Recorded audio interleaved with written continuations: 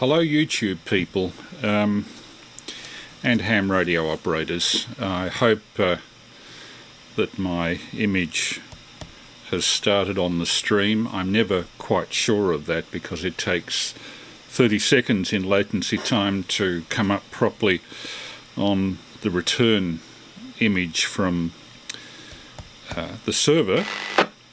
Hang on, I'll turn that down for the moment. And I'm never quite sure whether I've got an image up on internet until such time as I see it appear. And is it appearing? I think it is. Ah, there we go. Yes, it is appearing. You may hear that from me each week and be thoroughly sick of it, but anyway. This is VK3 Alpha Mike Lima. I'm a ham radio operator, 20 kilometres due east of Melbourne City. Had the ticket since 2006, but I've had an interest in ham radio since the age of 4, when I was babysat by the late Brian Harris, VK3ZFH, in his ham radio shack in East Hawthorn. The Harris family owned a property directly opposite ours in the little dead-end street that I was born in, Torring Road, East Hawthorn.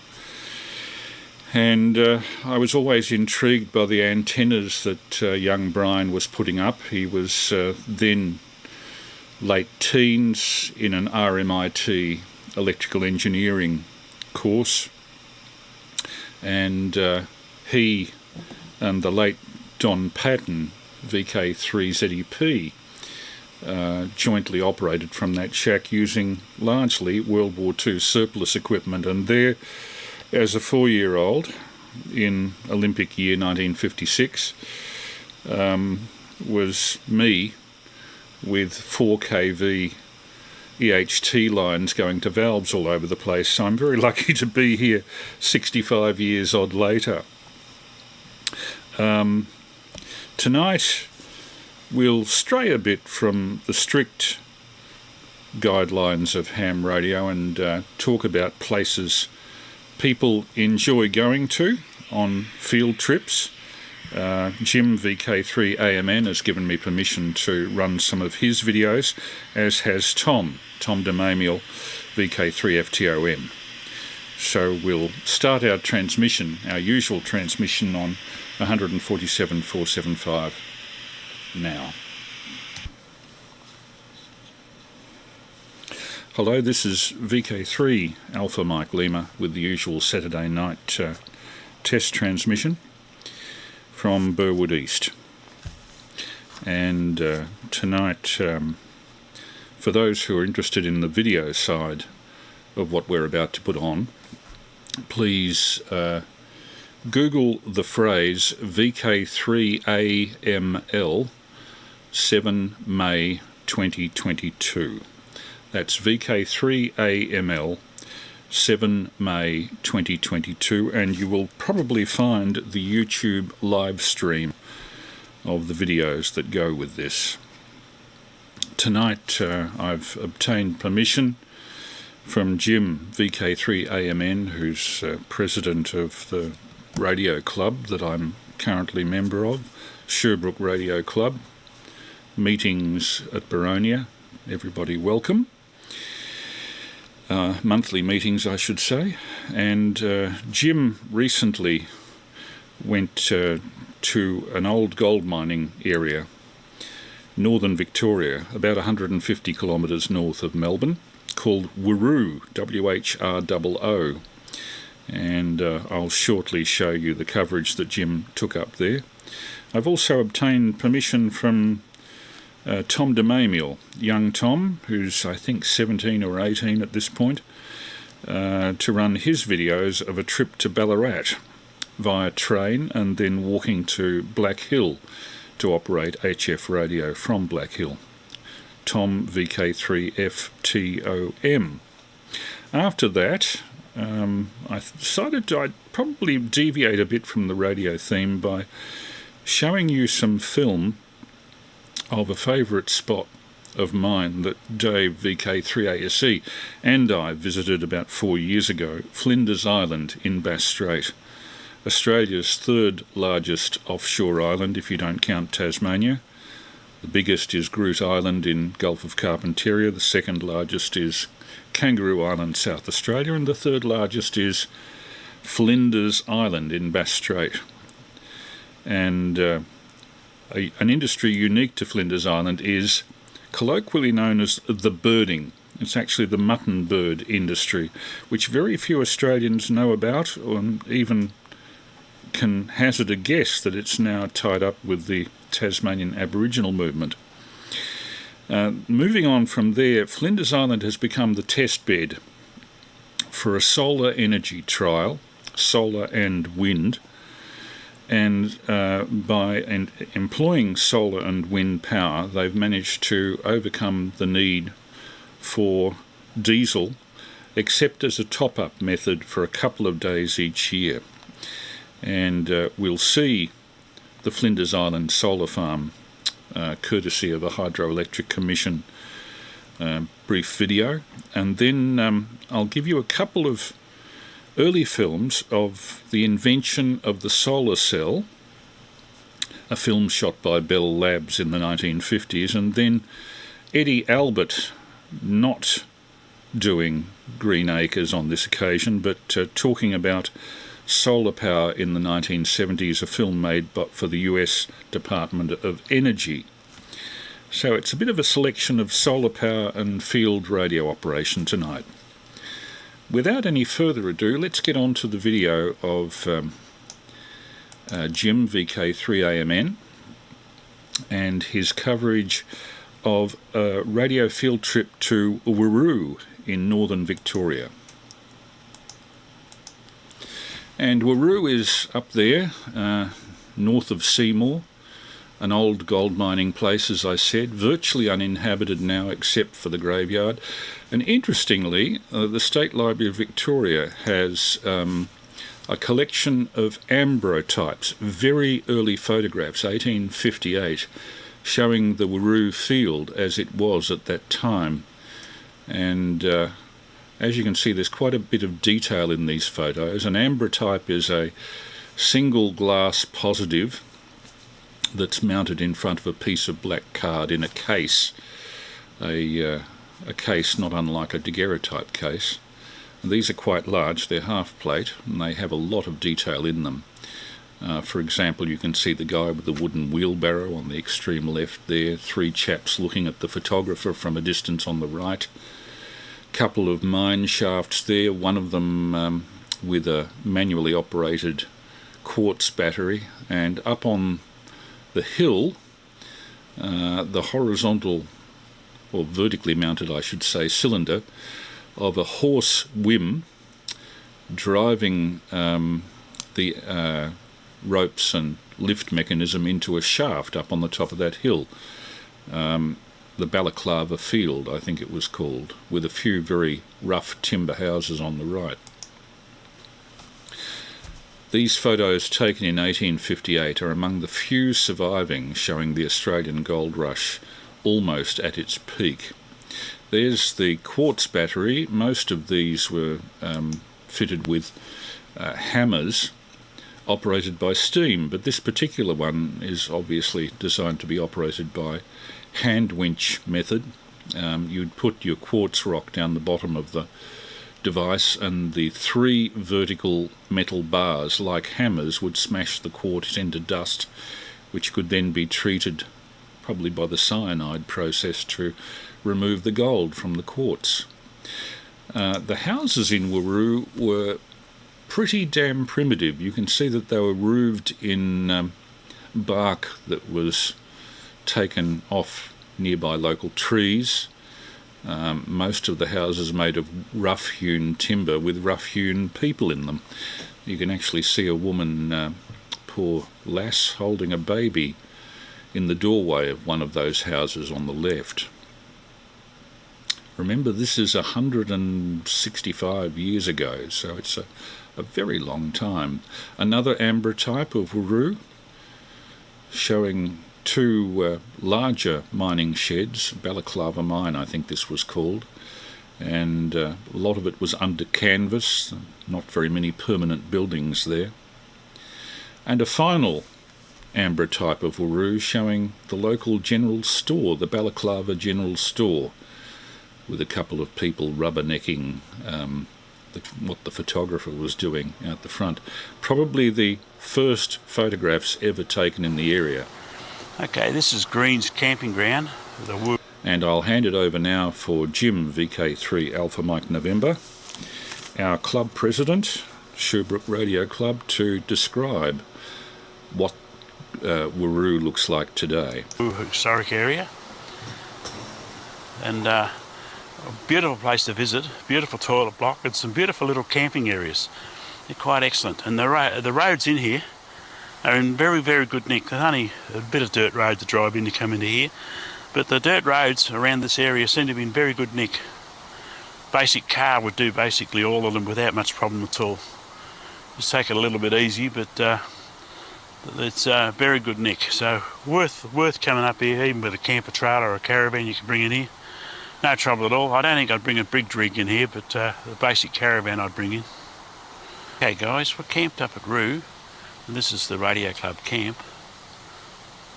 This is my setup with the camper van, camper trailer sitting there. I've got the radio set up in the back there with the G5 RV up in the air, and a small mast at the back there with a 2 metre on top of the rig. A little cooker stove going there. Keep the water hot to make coffee. It's a nice little campground, this one here. It really is a nice little campground. And this is a quick swing around the campground. Misfortunately, they don't have a lot of fireplaces in a lot of them. That's Greek setup, KWX, and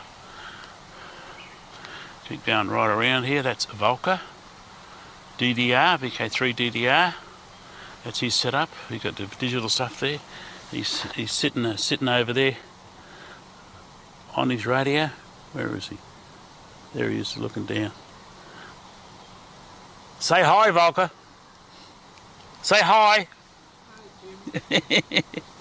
Oh dear. So he's sitting there playing radio. That's his radio tent. That's Marcel with his camper van, VK3AMN. And we've got another guy which is down a bit further in the campground, not playing radio. He's brought his missus with him, and just generally enjoying the place. So I'll take a bit of a walk around with the camera now, and I'll show you some other things. This is another one of the camping areas that are set out, just to give you an idea. They're all fenced all the way around the outside, but they're nice looking areas. As you can see, it's quite a good little camping area they have, reasonably flat, well drained because they're on a slight angle on one side, so we won't get flooding if it rains. And there's the toilet block down there, which we'll go and have a look at in a second. And quite an excellent little campsites. Hi YouTubers, this is the long drop toilet that's at the campground here. Very clean, very tidy, and it's actually got toilet paper in there, which is quite a novel experience. But quite an excellent spot, excellent camp area, and excellent access for vehicle access. And they've got these other small little camp areas all around here, which they separate the campers pretty well, so you don't have people on top of you when you're camping. So I recommend this place. It's a good place to come to.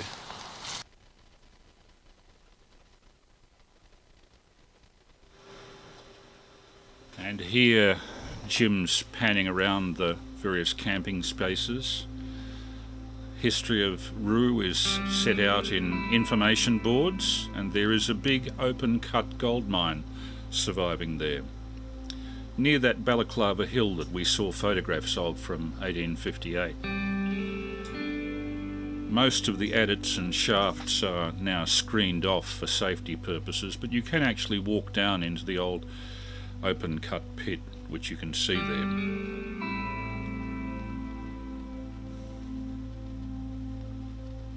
Although virtually nobody lives there now, at one stage it had a very big population, several thousand.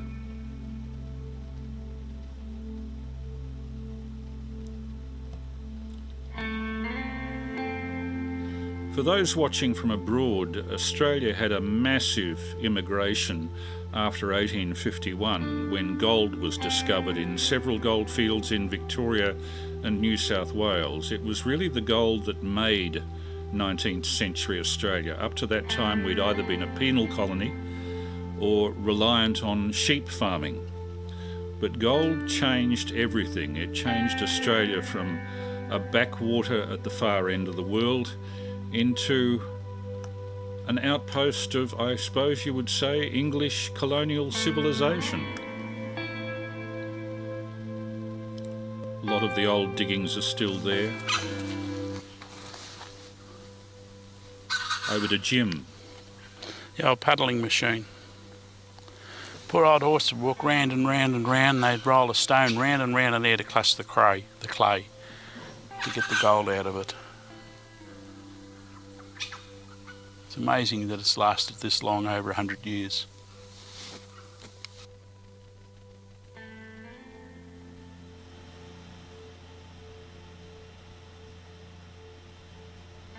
Hi YouTubers, we're up at Rue, and I've just walked in to scrub a little bit from the campground, the Rue campground, the Greens campground, and I found these old cyanide tanks here, and quite a big tank here. It's probably about a metre, a little over a metre deep.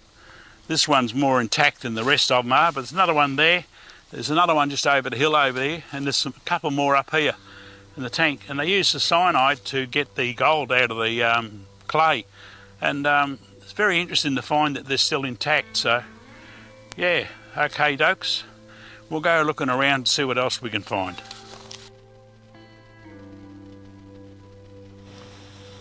And this is VK3AML running 3AMN's video with his permission.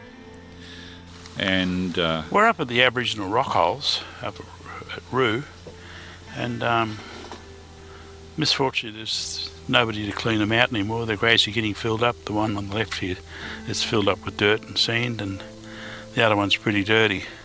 But these Aboriginal rock holes, they were what kept people alive. And that's how the Aboriginals lived in these areas, because the knowledge, bush knowledge of where these rock holes are. And if you have a look at the bush around here, it makes you wonder how the heck they could find these holes. You know, their navigation skills must have been absolutely magnificent. But as everywhere you seem to go nowadays, I've done an article on how to crap in the bush. Misfortunately, I don't think these people have ever seen it, because there's dunny paper everywhere around here. And it really does just make a disgraceful display of white man. I'm afraid they have no respect. And I can understand why the Aboriginal communities are locking white fellas out of places. Totally no respect. Regardless whether you agree or disagree with their religions and beliefs, you must respect their beliefs. Always respect their beliefs. You don't have to practice their beliefs, and you don't have to believe in them. But you must respect the right of other people to think differently than you. So come on guys, do the right thing. Stop doing this everywhere we go. I'm so tired of it. And it's getting worse as I'm getting older. That's Jim, had a grumble. And Jim now takes us on a tour of the cemetery. Hi YouTubers. This is the Rue Cemetery. It's spelt W-H-R-O-O, but it's pronounced Rue. It is the Rue Cemetery. It was established in 1860, and it's a beautiful old cemetery out here in the forest. And I'll take you for a bit of a walk around and tell you a little bit of the history that I know about the place. But it is well worth a visit by the look of the place. Really beautiful spot.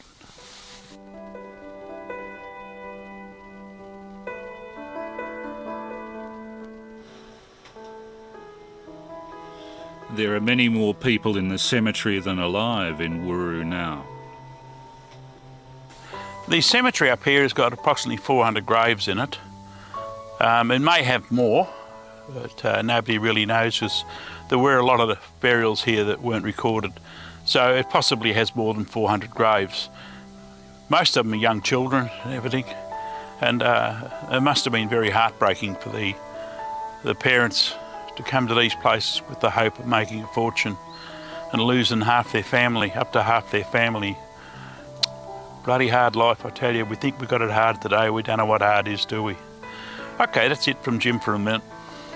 Rue Cemetery, and this is the Chinese marker. There were a lot of Chinese that did mining up here, come up and did mining. And you can always pick the Chinese mining areas. They always sunk a round shaft. They never sunk a square shaft like the Europeans did, because they believed the bad spirits could hide in the corners, so they always dug round shafts. So, interesting bit of trivia for you to look at. Misfortunately, most of them are just very small graves here, and nobody really knows how many Chinese are in the cemetery here. A lot of the Chinese used to always try to take the remains back to China, back to the home country, back to the homeland, and some went and some were not. So you never really know, but this is a wonderful thing to see, a memorial to the Chinese diggers. They made Australia.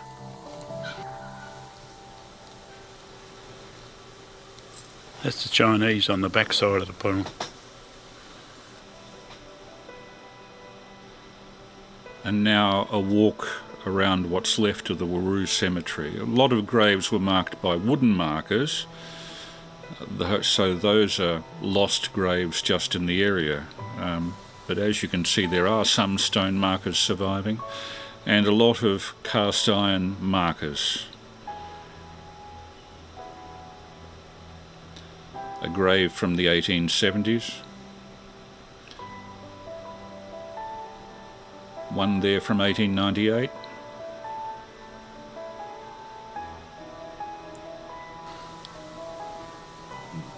Many of them are unmarked.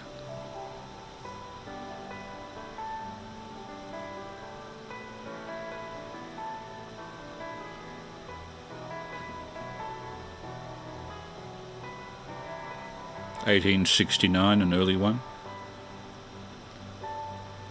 This is VK3AML. If you want to see, if you're listening on 147.475 and want to see the video that goes with this, please do Google VK3AML 7 May 2022 and you'll get our live stream. At the moment running a video shot by Jim, VK3AMN, who's very kindly allowed me to use it on this occasion.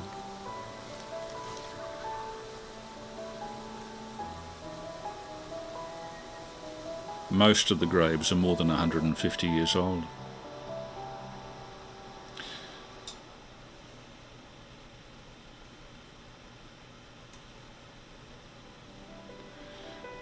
So most of the inhabitants of Whroo are now underground.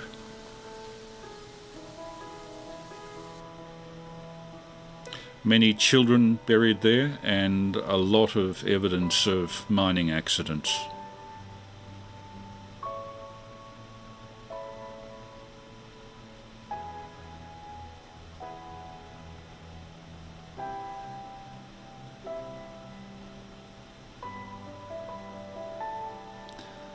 (1876) grave.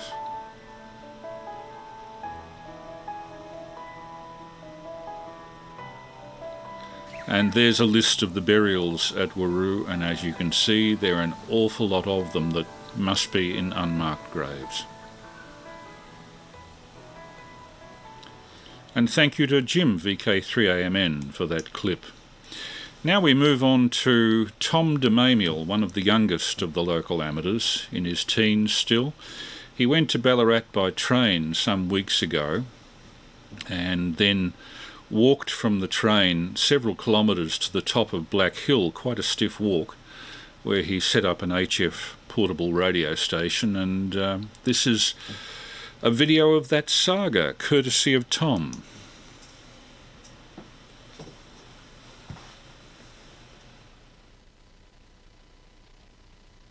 Hello ladies and gentlemen, you now meet me on the train. I'm on the way up to Ballarat today to do a bit of portable work, which is about 150 kilometres from the home QTH. I've got a bag with some portable gear in it, and yeah, I'm going to travel up there to some high ground and put out some calls on 2 metres and 70 centimetres and give HF a bit of a blast. I got 10, 15 and 40 metres with me in terms of antennas, so yeah, come along for the ride and see how I go today, and please like, subscribe and comment. 7 Friesel. I'll be back with the magic of editing. This is Tom, VK3AMN.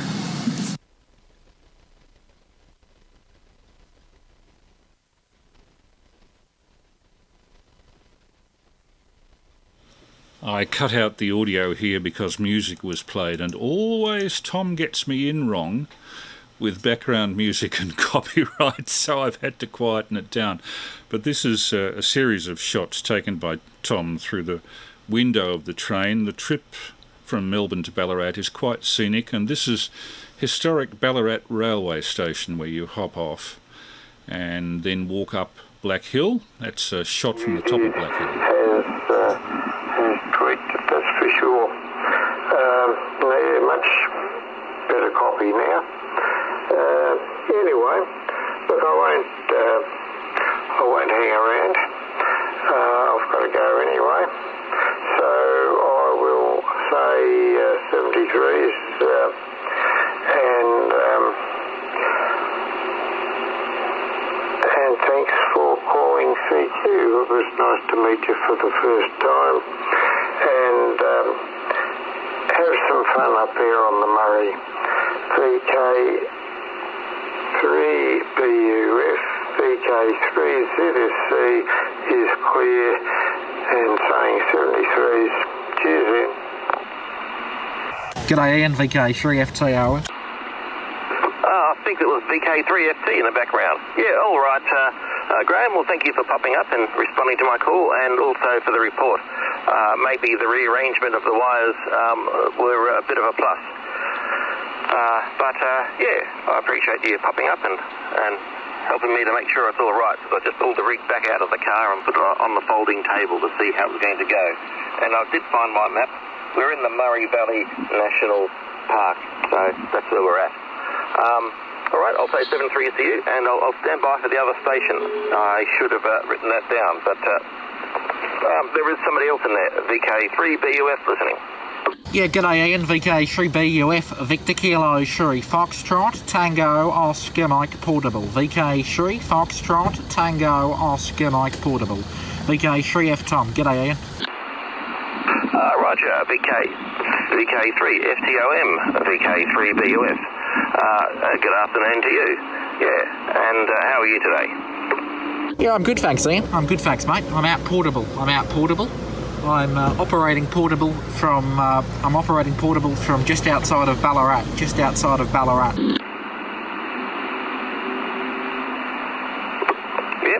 You're not as strong as Graham, but he was running a fairly good power level from a fairly good antenna.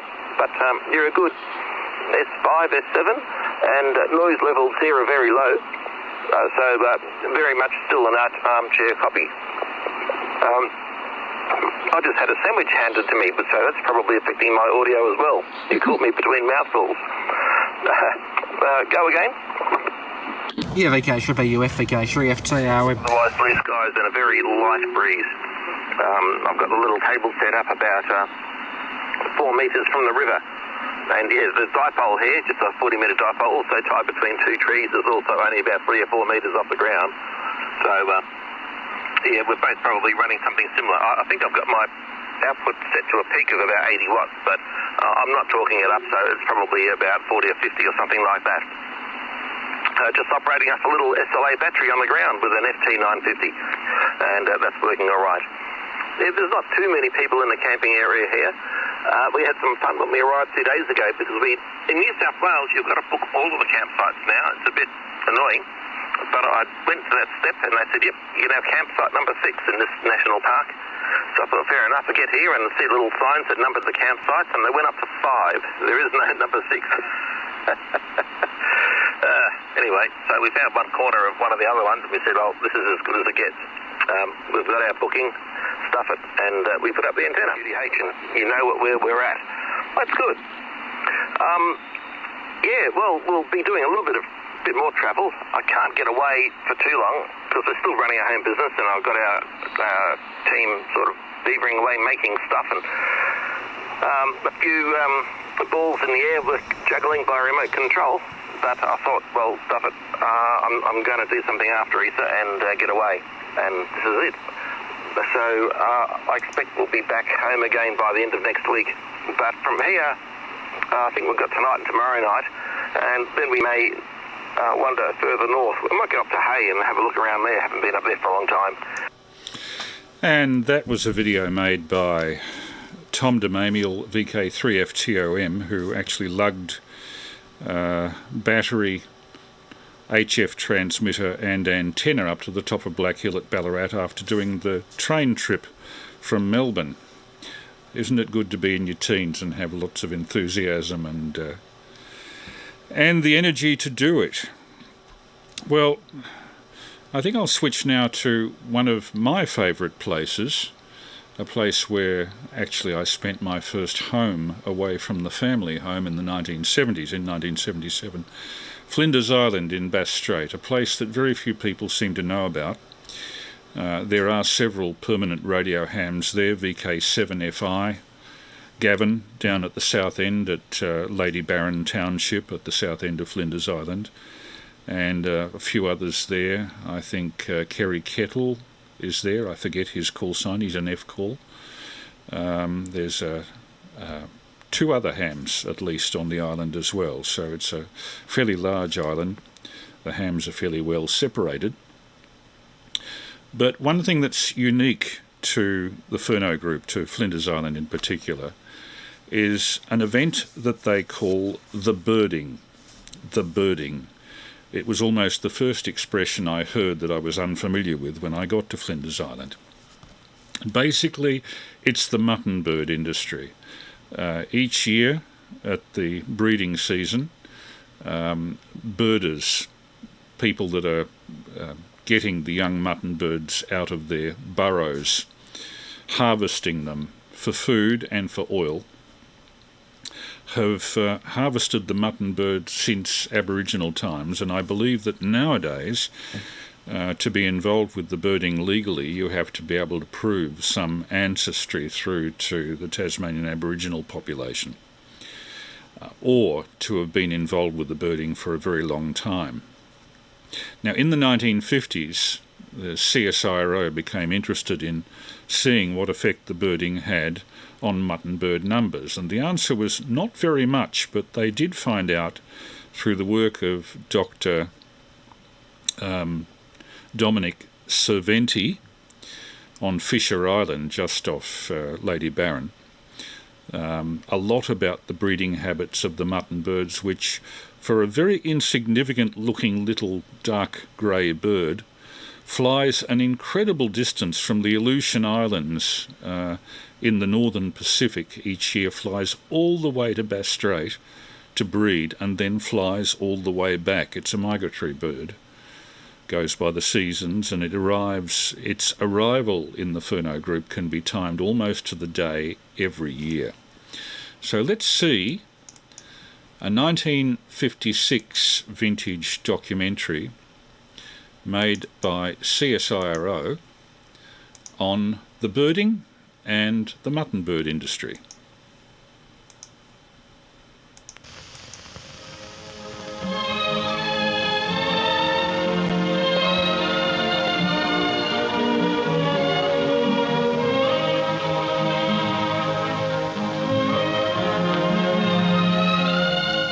A species of petrel, commonly known as the Tasmanian mutton bird, returns each spring to nest in the islands around southeastern Australia. They come from the north in flocks totaling many millions and migrate down the east coast of the continent to their breeding grounds in and around Bass Strait to the north of Tasmania. One flock so impressed Matthew Flinders during his exploration of the Whroo Islands in 1798 that he described it in his diary. There was a stream of from 50 to 80 yards in depth and 300 yards or more in breadth. And during a full hour and a half, this stream of petrels continued to pass without interruption at a rate little inferior to the swiftness of a pigeon. On the lowest computation, I think the number would not have been less than 100 millions. These birds nest in large numbers on scores of small islands in the Whroo group, and sealers who came in the wake of Flinders were quick to exploit them for food, fat and oil. Nowadays, adult birds and eggs are protected, and the industry is restricted to taking fledglings between 2 and 3.5 months old. In the Furneaux group, the mutton birding industry is centred on 5 commercial islands. The largest is Babel, so named by Flinders from the confusion of tongues of its many kinds of bird inhabitants: penguins, gannets, cormorants, mutton birds and gulls. Other commercial islands in this area are Chapel, Great Dog and Little Dog, and Little Green Island. For the people of Flinders Island, the opening of the birding on March the 23rd is the event of the year. In the weeks before, visitors from the mainland arrive. The school closes. Islanders leave their farms. They make for Lady Baron, the small seaport at the south of Flinders Island. Cape Barren Islanders too come to take their traditional part in the harvest. Boats are chartered, and food supplies, drums for oil, boxes, salt, and all the paraphernalia needed for 6 weeks' stay are stowed aboard. Even a Land Rover is shipped to Babel. Small cutters are used to reach the closer islands, while larger vessels make the voyages to Babel and Chapel.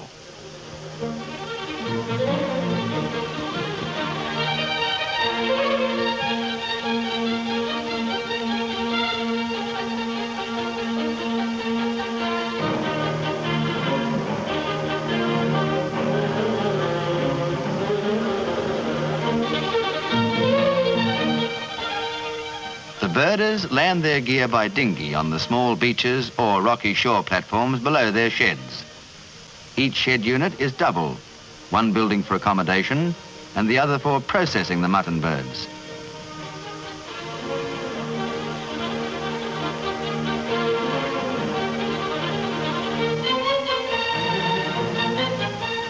This is a busy time for the birders, especially if a new shed is to be built.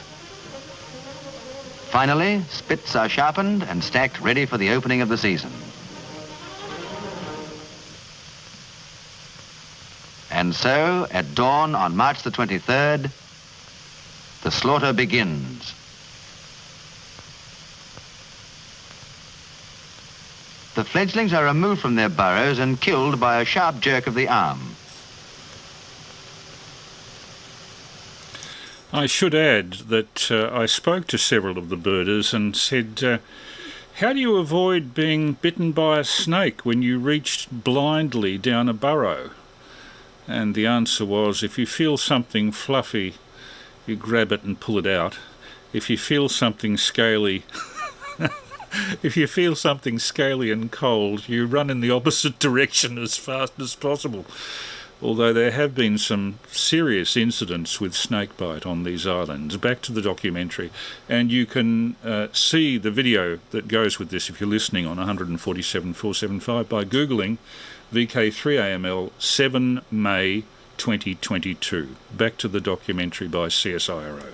The catchers work systematically through the rookeries and examine all likely burrows. They thread the birds by their beaks on wooden spits made of manuka, the local tea tree, keeping their heads upward to retain the crop oil, an important byproduct.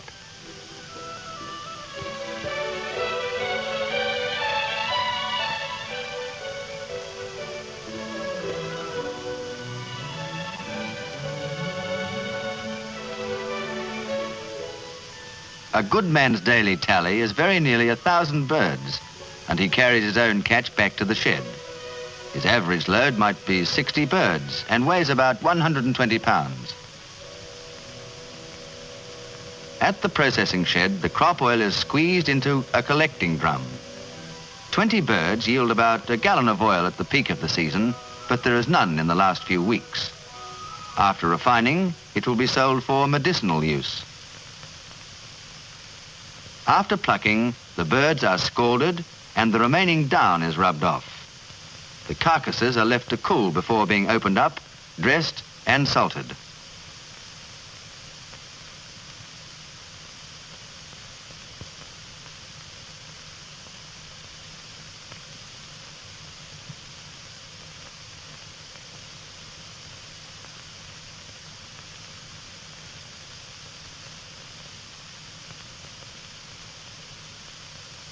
The main part of the catch is salt cured.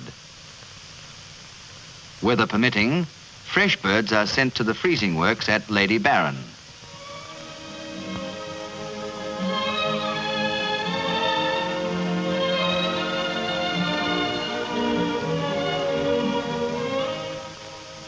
Fresh birds are repacked in flat wooden cases and frozen. In recent years, relatively more of the catch has been marketed in the fresh state, transported by air to the consuming centre. Tasmanians are the largest buyers, regarding the flesh of the young bird as a delicacy. Over 500,000 birds were taken in 1954, and they netted over £40,000 for the inhabitants of Flinders Island.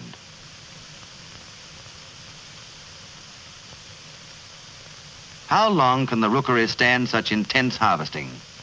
Little wonder that the government of Tasmania was concerned for the future of the mutton bird.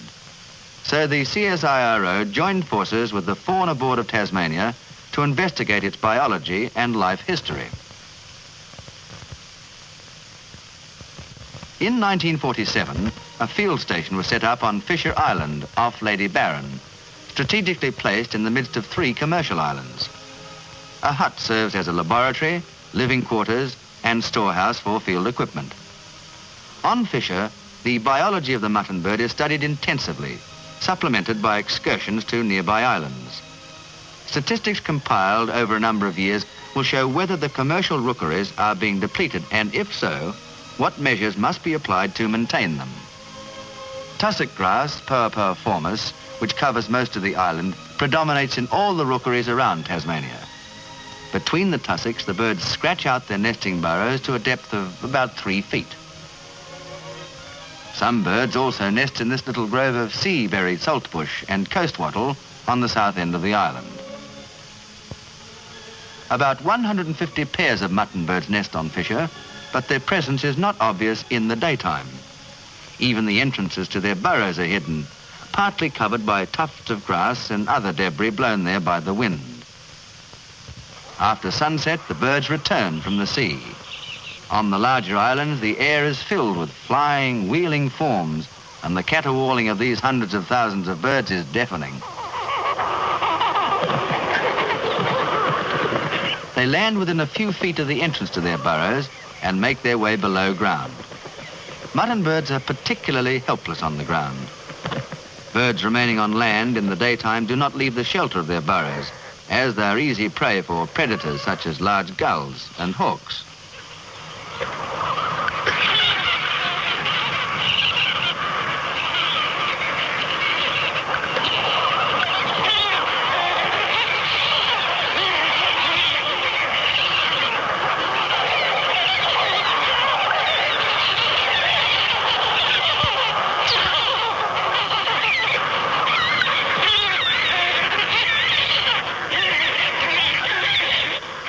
Within an hour of the first arrivals, the pandemonium subsides.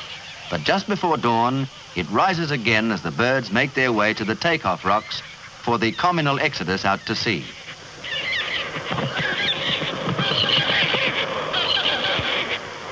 They do not easily become airborne and usually make a running takeoff into the wind or plummet themselves from an eminence. Streams of departing birds converge on rocky outcrops on the densely populated islands. Prominent rocks are marked by scratches of untold generations of birds which have used them for takeoff platforms.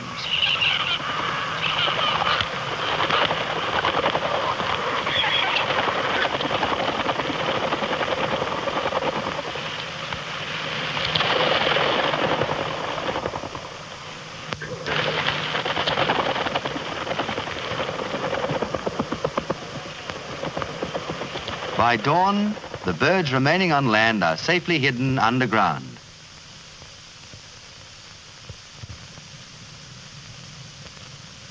Here is one protesting adult occupant of the Fisher Island burrows. The species derives its scientific name, Puffinus tenuirostris, from the long, slender beak, which is leaden grey in colour. The dusky appearance of the underwing coverts is also characteristic, although on some individuals they may be almost white. The short fan-shaped tail has given the species its popular book name, short-tailed shearwater. The legs are blackish grey on the outer aspect and tinged with purple on the inner. Notice on this bird's leg a monometal ring. On Fisher Island, every mutton bird is banded and has its distinguishing number.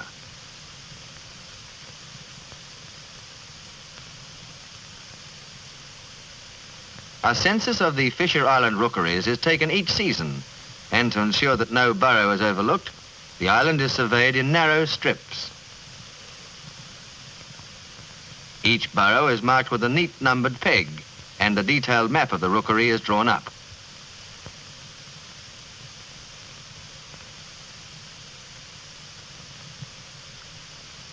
Each ringed bird is recorded in the field book as the occupant of a particular burrow. A dab of paint of distinctive colour on the stake indicates that this burrow has been inspected. A précis of the field notes is made in a card index with a card for every bird. Statistics from these records reveal many interesting characteristics of mutton birds. For instance, they are monogamous and usually take the same mate each year. They return invariably to the same burrow site, even if the burrow has been destroyed in the meantime. Female 12591 was first recorded nesting on Fisher in 1948, occupying burrow 297, to which she has returned ever since. She had the same mate till 1953, though he was not checked in during 1949. They were divorced in 1953 and each took a new mate in the same little neighbourhood. Banding experiments will eventually make it possible to calculate the mean life expectancy of mutton birds. Many of the birds ringed in 1947 returned to Fisher Island for the 8th successive season in 1954. As in most petrels, both sexes have similar external features, but they're easily distinguished in the breeding season. The unlaid egg in the mother bird can be felt as a hard protuberance in the belly region. The clerical opening of the male is inconspicuous, rounded and small, while in the female it is a prominent transverse slit with lips swollen and tumid. After egg laying, the opening becomes widely distended and the clerical lips bloodshot. The female lays only one egg each year. The first eggs are laid about the night of November the 21st, reaching a climax by November the 25th. The laying season ends about the 2nd of December. These dates have not varied materially since the first observations were recorded over a century ago. The egg is disproportionately large. The adult bird weighs 1 pound to 1.5 pounds, while the egg averages just over 3 ounces, about 1/6 of the bird's own weight. Egg laying is a considerable ordeal, and the female, after resting in the burrow for a day or two, goes out to sea to feed and recuperate. The male remains sitting on the egg alone and unfed until the female returns about 13 days later. The parents continue to change over every 13 days until the egg hatches, about 54 days after laying. Between the 13th and 23rd of January, practically all eggs in the rookery hatch out. When 2 or 3 days old, the chick is left by its parents in the daytime, but at night one returns to feed it a gargantuan banquet of krill and oil. And I'll interrupt that just to say this is VK3AML testing on 147.475 with a concurrent YouTube live stream accessible by Googling VK3AML 7 May 2022. That's Google VK3AML 7 May 2022 for the video accompanying this audio. Back to the video. If neither parent returns, it must fast, sometimes for as long as 15 days. At the peak of its growth, the young bird averages 1 pound heavier than the adult, often scaling 2.5 pounds. As the season progresses, the body weight falls, feathers appear, and the down is shed. The fledglings are finally deserted by their parents in mid-April, and now patrol the rookery at night, exercising their wings.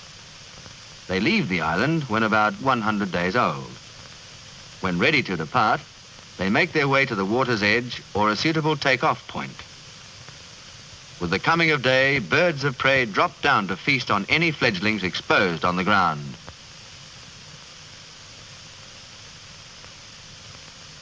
Others take to the water and are soon on their way.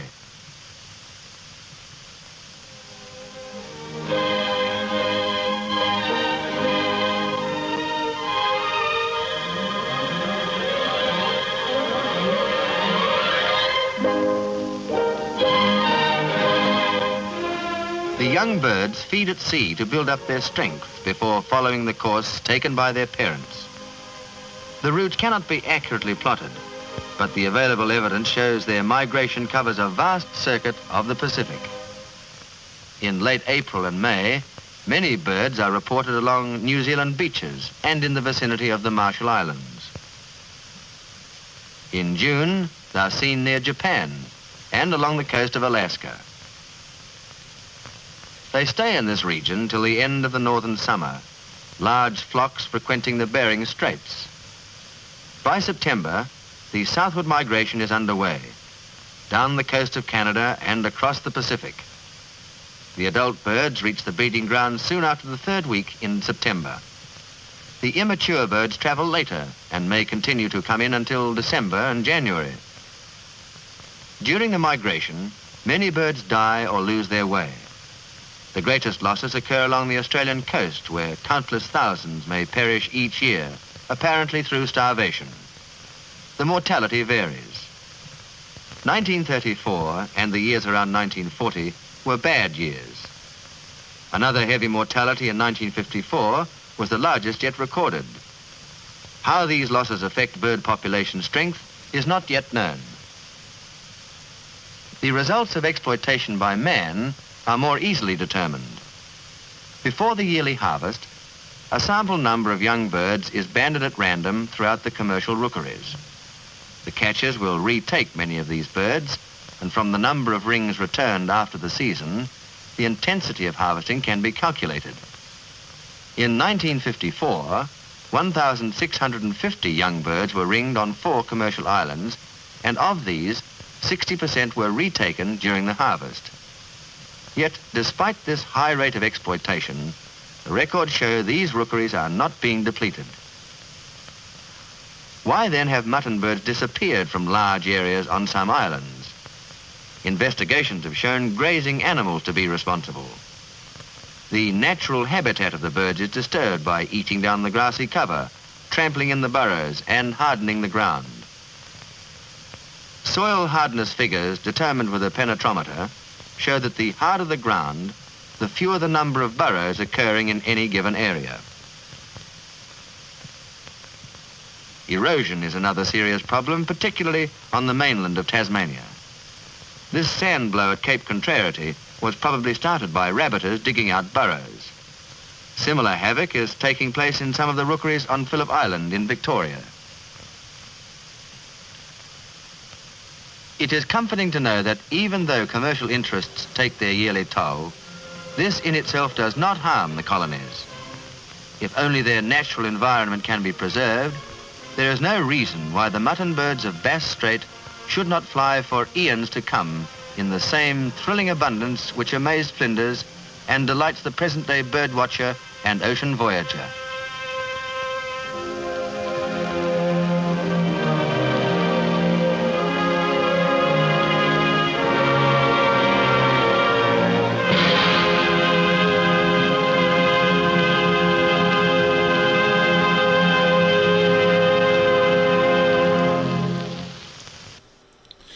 And my thanks to CSIRO and the late Dr. Dominic Cerventi for that film from, would you believe, 1956. So that's, what is it, 66 years ago.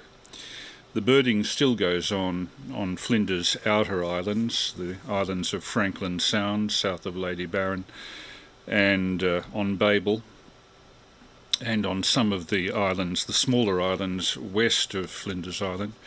But now, with reduced numbers, I've tried to eat mutton bird on a couple of occasions, But I have to say that while the Flinders Islanders and some Tasmanians regard them as a delicacy, the taste of it tastes a bit like chicken that's been marinated for months in cod liver oil. It's very oily, very fishy, and with annoyingly small bones that tend to catch in your throat.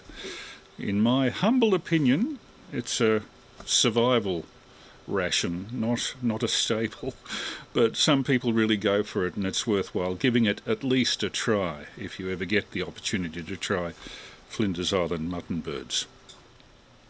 Well, that's not the real reason I brought up Flinders Island as a subject. We ran some months ago a log record of a transmission that VK3ASC Dave Stewart and I did from Killicranky Bay at the north end of Flinders, where in spite of the prevalence of thunderstorms at the time, we managed to get through to quite a few people in Victoria and back in Melbourne, which was a very comforting thought as we were in a hut with no electricity except for the head torches and the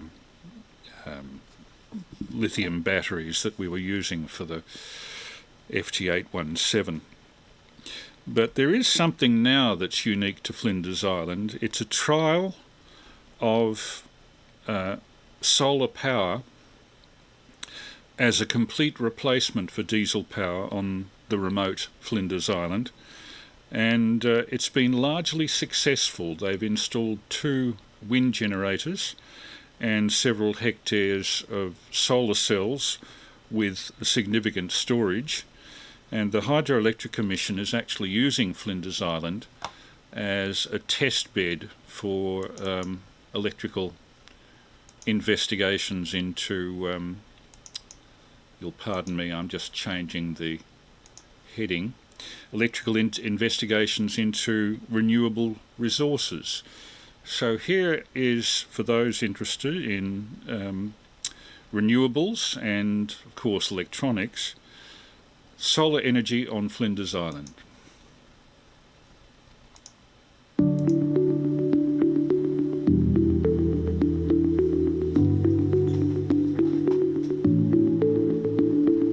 So this is the Flinders Island Power Station, renewable energy hub. We've got 2 wind generators on the hill, which provide up to 1,200 kilowatts of power. We've got a battery storage system. We've got a resistor, and we've got 175 kilowatts of solar, which together as a system we use to get to zero diesel, 100% renewables. So the history is this power station, as we speak, the diesel side of it, was built in the 80s. Prior to then, we had a diesel genset in the local town, which just provided local power. Flinders has just been solely reliable on diesel. We're in operation right now. We're up to our 82nd hour of zero diesel, continuous. So that's a huge amount of diesel we're saving. If you can average it out, it's about 100 litres an hour. The way the power's set up now, when it comes in from the windmills and in through the battery and the solar panels, the likely of outage now has dropped to probably 10%, where it was probably 40% or something like that. We do get prevailing winds here a fair bit and some not very nice weather, so instead of being out at 2 o'clock in the morning, you can be in your bed resting, and because the system's so reliable, you don't lose it very often now, which is really good.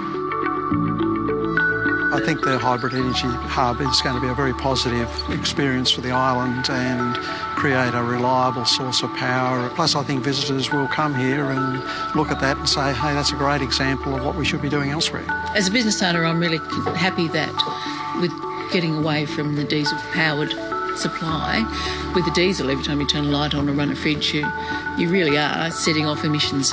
Yeah, so if this works in reverse, that would be great. So the target is 60% renewables throughout a 12-month period. I actually really think there's going to be more. Like, living here for so long, the wind resource is really good. It's world, leading technology, which is so good. And it's so good for Flinders. It's great to be a part of.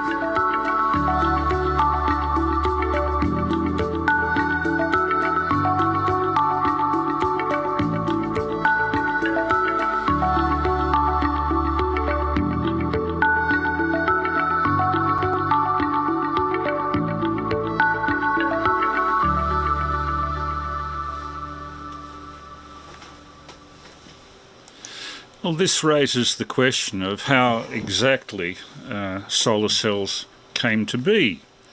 And the silicon solar cell was an invention of Bell Telephone Laboratories in the 1950s, and that's when this documentary dates from. Bell Telephone Laboratories and the development of the solar cell.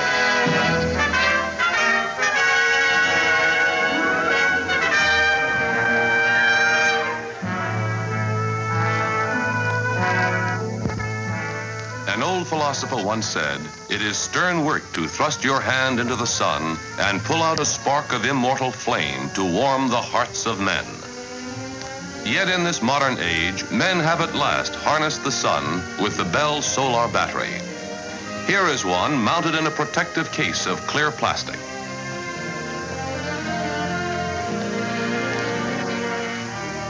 Each of the dark discs is a cell. The cells consist largely of highly purified silicon, a common substance found in sand. Here in the Bell Telephone Laboratories, we can see a finished cell being tested.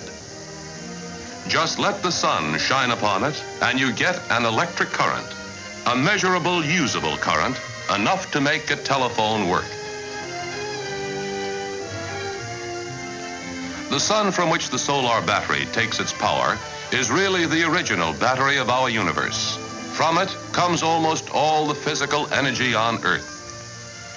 Sun power stirs the instinct of the seed. The sun's rays drive the process of life itself and feeds all plant growth.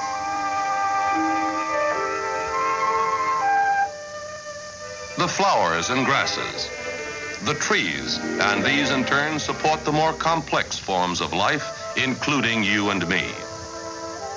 The wind, too, is a product of the sun. For ages, man has harnessed it for his labor. The sun's rays have lifted the waters of the sea into the heavens, and in due course, the rain has fallen on the highlands. Trapped on their journey back to the sea, the waters have done man's work for centuries. Now they spin the giant turbines that generate electric power. The ferns and grasses that grew 1 million years ago have become our coal, gas, and oil. And so these fuels which supply the power for all our transportation are also a gift from our ancient solar battery, the sun. But scientists and engineers have never been satisfied with these power conversions. For 1,000 years, they have worked to convert the sun's rays directly into useful power. This old print of 1862 shows an early experimental model of a solar machine, a primitive attempt to focus the sun's rays through a large mirror. Scientists at the Bell Telephone Laboratories have also been trying to harness the sun's energy to find a low-cost source of power to carry your voice. The search became more urgent after their invention of the transistor, for here was a device that needed very little power. Transistors are used much like vacuum tubes, which amplify your voice in radios, telephones, hearing aids, and other equipment. Well, now, even if only a small amount of power could be obtained, it would be enough to make this sensitive transistor work. To find such a low-cost source of power, telephone scientists investigated most of nature's forces. They measured the wind and tested their theories in the field with wind generators of radical design. Would a heat machine do the job? Two unlike metals would produce an electric current when heated. Such machines are called thermocouples. They showed promise too. But man's oldest dream, direct conversion of the sun's energy, proved most successful and practical. Here are the inventors of the Bell solar battery. Gerald Pearson, research physicist, whose research showed that silicon was particularly suited for converting sunlight into electricity. Calvin Fuller, research chemist, who developed the chemical process used in the construction of the battery. Darrell Chapin, research physicist, who solved many of the practical problems concerned with developing the battery. Now let's see how the Bell solar battery is made. You start with silicon, endlessly available in the sands that flank the oceans, lakes, and rivers of the world. This is what it looks like after it has been purified. It must be purer than anything you can imagine. In 10 million parts of silicon, only 1 part impurity.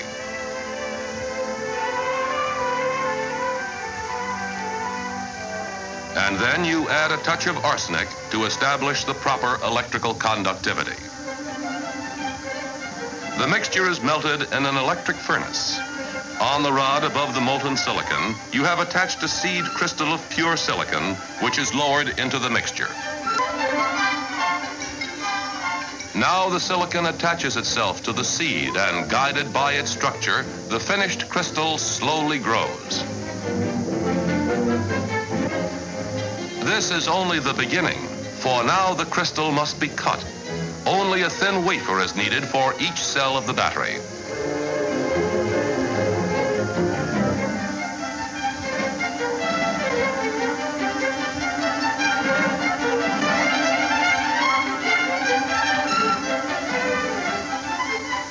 Cooled and lubricated by the constant spray of water, this diamond saw shears through the crystal with amazing precision.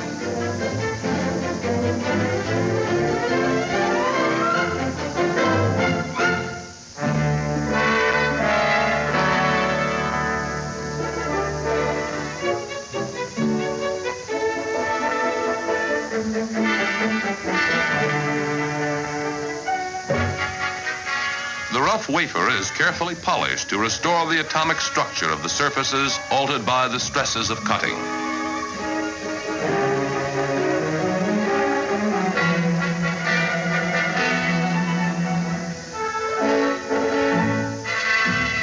It is measured for the proper thickness.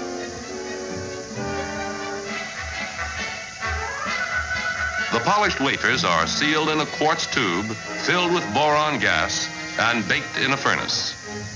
To see what happens to the wafer while it is being baked, let's look at a cross-section of the wafer as it might appear in the furnace.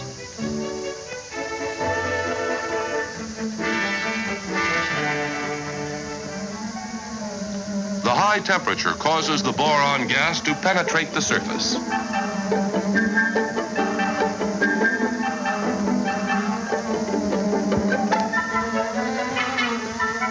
A closer look shows that the boron gas releases positive charges.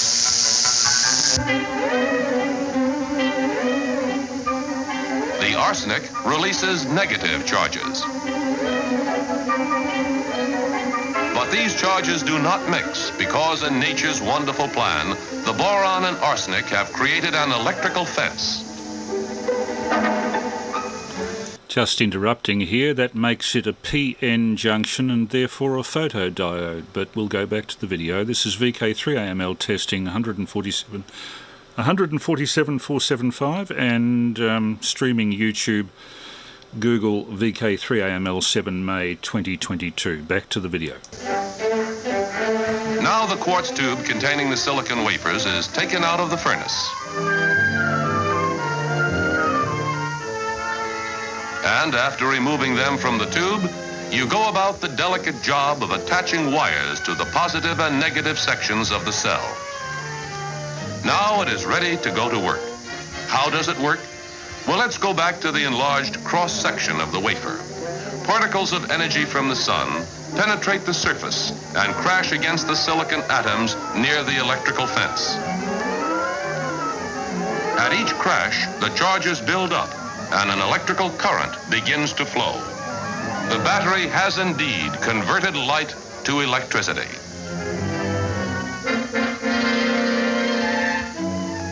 And here are the inventors making a test of their newly harnessed power to operate a small radio transmitter. This is a demonstration of the Bell Solar Battery in practical application. Do you hear me? Do you hear me? Here are some of the many models that Bell telephone scientists have developed in their efforts to improve the battery. Today, they are twice as efficient as the original one. Their efficiency is now comparable to that of the best gasoline engine. They have no moving parts or corrosive chemicals and therefore should never wear out. The solar battery also works on cloudy days. It can charge a storage battery during the day, thus making power available day and night. Here, the Bell solar battery is mounted on top of a pole. It charges a storage battery in the small white box, which furnishes the power to operate the telephone equipment in the large box. This special equipment, which uses transistors to save space and power, makes it possible for several people to talk at the same time over one telephone line.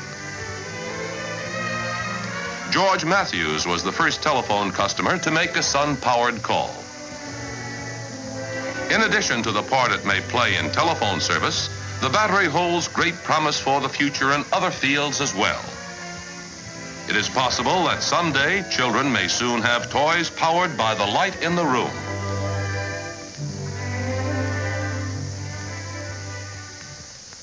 Portable radios powered by sunlight have already been made as laboratory models.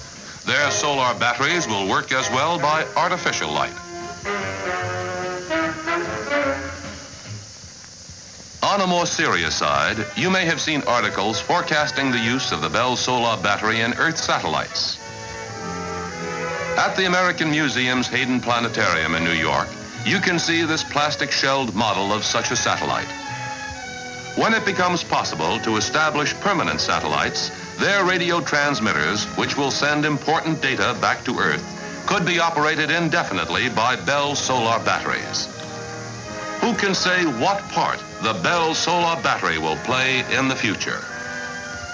Indeed, man has at last dipped his hand into the sun and drawn down a spark to warm the hearts of men.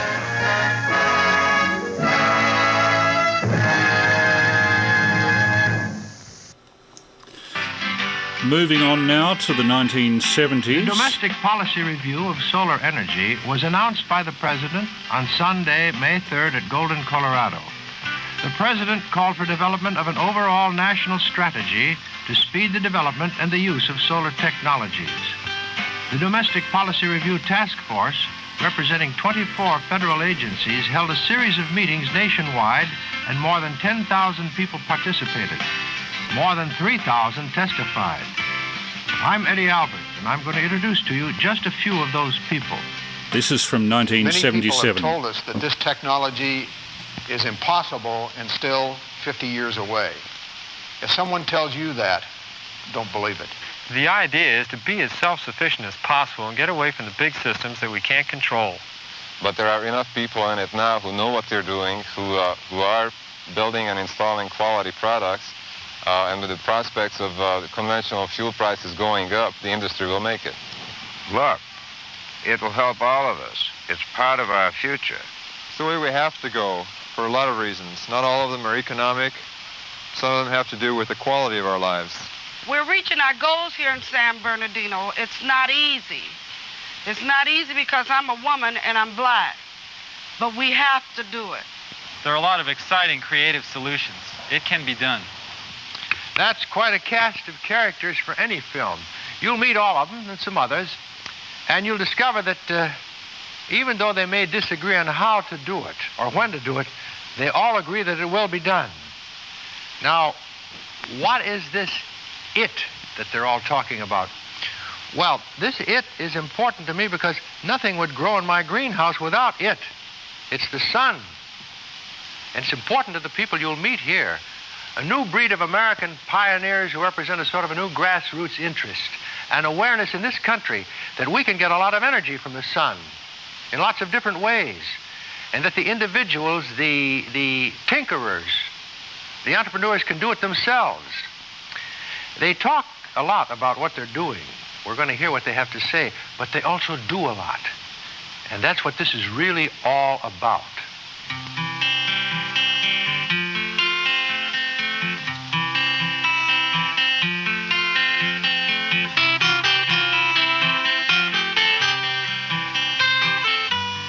This is an apartment community in Ventura, California, Ventura del Sol. It's heated by a hydronic system, hot water which is partially heated by solar energy. The man behind this system is Jim Piper. This project is the largest residential solar system in the world. It consists of 254 units, 2 swimming pools, 2 recreation buildings, and 3 laundries. Interspersed amongst its 17 acres are 22 energy centers, like the one you see here in the background. Essentially, that's where the heat's put into the system, and the dwelling units and recreation buildings are where it's used or taken out of the system. Acceptance of the system in the building industry comes long and hard. The Department of Energy has done a study that says major changes in the building industry require 50 years. We're now into our 13th, and we've made some changes already. Here at our plant in Anaheim, you see the culmination of 13 years of development of the equipment used in our system. We manufacture nearly all of the components that are required to put the system together right here. As you can see, the manufacturing process is simple. If it wasn't simple, we wouldn't be able to do it. Essentially, that's because we've had no help from anyone. We've applied for grants and had those denied. We've applied for small business administration loans and had the same thing happen. So we've done it ourselves. We've created jobs. We have 8 young fellows working in the shop here who were unemployed before they came to work for us. I've been asked continuously since I first invented the system, will it work anywhere? Currently, the system is in operation in 15 U.S. states, Canada, Mexico, Switzerland, Iran, soon in Argentina, and Australia. I think we've probably proven the fact that if it will work in Calgary, Canada at 40 below, it'll work anywhere. Jim Piper is making a go of it in business terms. And here's a gentleman that knows all about that, too. He used to be on the building and selling side of solar systems. Now he's on the financial side as a vice president of San Diego Federal Savings and Loan Association. He's Peter Sardagna, and he knows some of the financial problems that folks face in starting up a new industry. Okay, we at San Diego Federal, we pursue solar financing quite aggressively. We have developed one of the most innovative programs for financing single-family residence equipment. We're also promoting financing large tracts. As an example, we're financing for one developer some 500 homes, all of which will have domestic solar hot water heating. Most of these homes are solar heated to one extent or another. This one has solar domestic hot water heating. Others have total space heating systems in them. All of the systems are providing the amount of energy that they were designed for and are doing well. There are some problems, however, and they're mostly economic. Solar has a difficult time competing against conventional fuels that have received subsidies for years, or in the case of natural gas, that is artificially controlled and kept low. We look on the industry as just crossing the threshold of economic feasibility, and we think that these problems time will solve. The solution lies in the eventual raise of conventional fuels that will make solar competitive. The exciting part of solar today is that those systems that do work and those systems which are economically feasible result in something very beautiful for the homeowner. He can, at the end of the month, write a check measurably less than he did the month before the system was installed. That is exciting. That is news that will be spread, word of mouth, and that's how the industry will get off the ground. Systems that work is the key. And there are other people all over the country that believe the future is now. People who are doing things on their own. There's a wide variety of people in our research group. We have mechanical engineers, electronics people, physicists, carpenters, shipwrights. We've had the barge for 4 years now, and slowly we've been developing the renewable energy systems that will make this independent of outside energy sources. Bjorn Lundy lives in Seattle. He studied at the University of Washington and is now an architectural designer. His project is under development on a barge at anchor in Lake Washington. We've chosen a mobile floating facility so that we can move around to different environmental conditions, and so also that we can demonstrate that no matter what locality you're in, there's appropriate energy or enough energy right there, right where you are, to put together your own independent energy systems. We're also very interested in this teaching aspect. We've gotten a research grant from the Seattle City Light now to develop a study program for grade school children, teaching them about renewable energy. They're going to be the energy users in 1990, so we want to get them started recognizing some of these issues. Here we've built a solar glass wall which will passively heat the deck house. We have to finish closing the deck house in first, so we're still in the process. And then eventually we'll have some water storage drums inside here to hold the heat for longer periods. So this will be a part of a passive heating system for the deck house. Here we've got our model of a solar distillation apparatus for distilling fresh water, drinking water, from any kind of water, brackish. We could even use the bilge water. And what's coming out the nozzle down here is distilled water, and the energy used is just solar energy. We're studying how much water we can get out of this model over what period of time with this kind of sunlight. This is our windmill.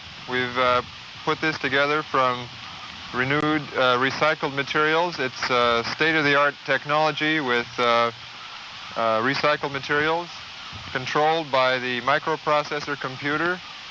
That generates the electricity for our house lights, anchor lights, all the electrical systems on board. We're really excited about our big parabola. Here's Cliff Cox is doubling as a foil applicator. Normally he's one of our computer experts. Here we see an example of using low-cost materials, aluminum foil, less than 2 cents a square foot, to achieve a really highly reflective surface. That'll be focusing the sun's energies on the focal point, and that's where we'll put our Stirling engine. The Stirling engine then will produce electric power. It's the way we have to go for a lot of reasons. Not all of them are economic or scientific, or a lot of them has to do with the quality of our lives. This is a vertical axis wind turbine. In other words, it's a windmill. It captures the wind and converts it into electricity. Gardner Green and the people of his company in Laconia, New Hampshire, built this one. And they're building others for a living, for profit. This vertical axis wind turbine was developed by a Frenchman about 50 years ago by the name of Darius. It attracted little attention until the energy crunch. Gar Green is a successful businessman who has now turned his abilities to a new opportunity in the solar industry. The world in the future. This is a scale model of an old farm windmill, of which they sold hundreds of thousands all over the country, primarily used to pump water because it's primarily a slow-speed device. And it, as you can see, has a tail vane to keep it oriented into the wind, whereas our vertical axis wind turbines don't care which way the wind blows and therefore are non-directional. One of the many advantages of the Darius is that it can be easily stacked. This is a new solar conscious plant in Clearwater, Florida. And as you can see, a triple stack Darius is providing 3 times as much power as a single stack unit would. We can actually stack many more than 3. This sketch shows 2 double stacks, each stack feeding its own alternator. And then where we have a prevailing wind, we can have power station array of stacked units. And there could be many, depending on the wind conditions. In the future, there certainly will be a large use of individual wind turbines in individual homes. At the present time, the equipment is a little too sophisticated.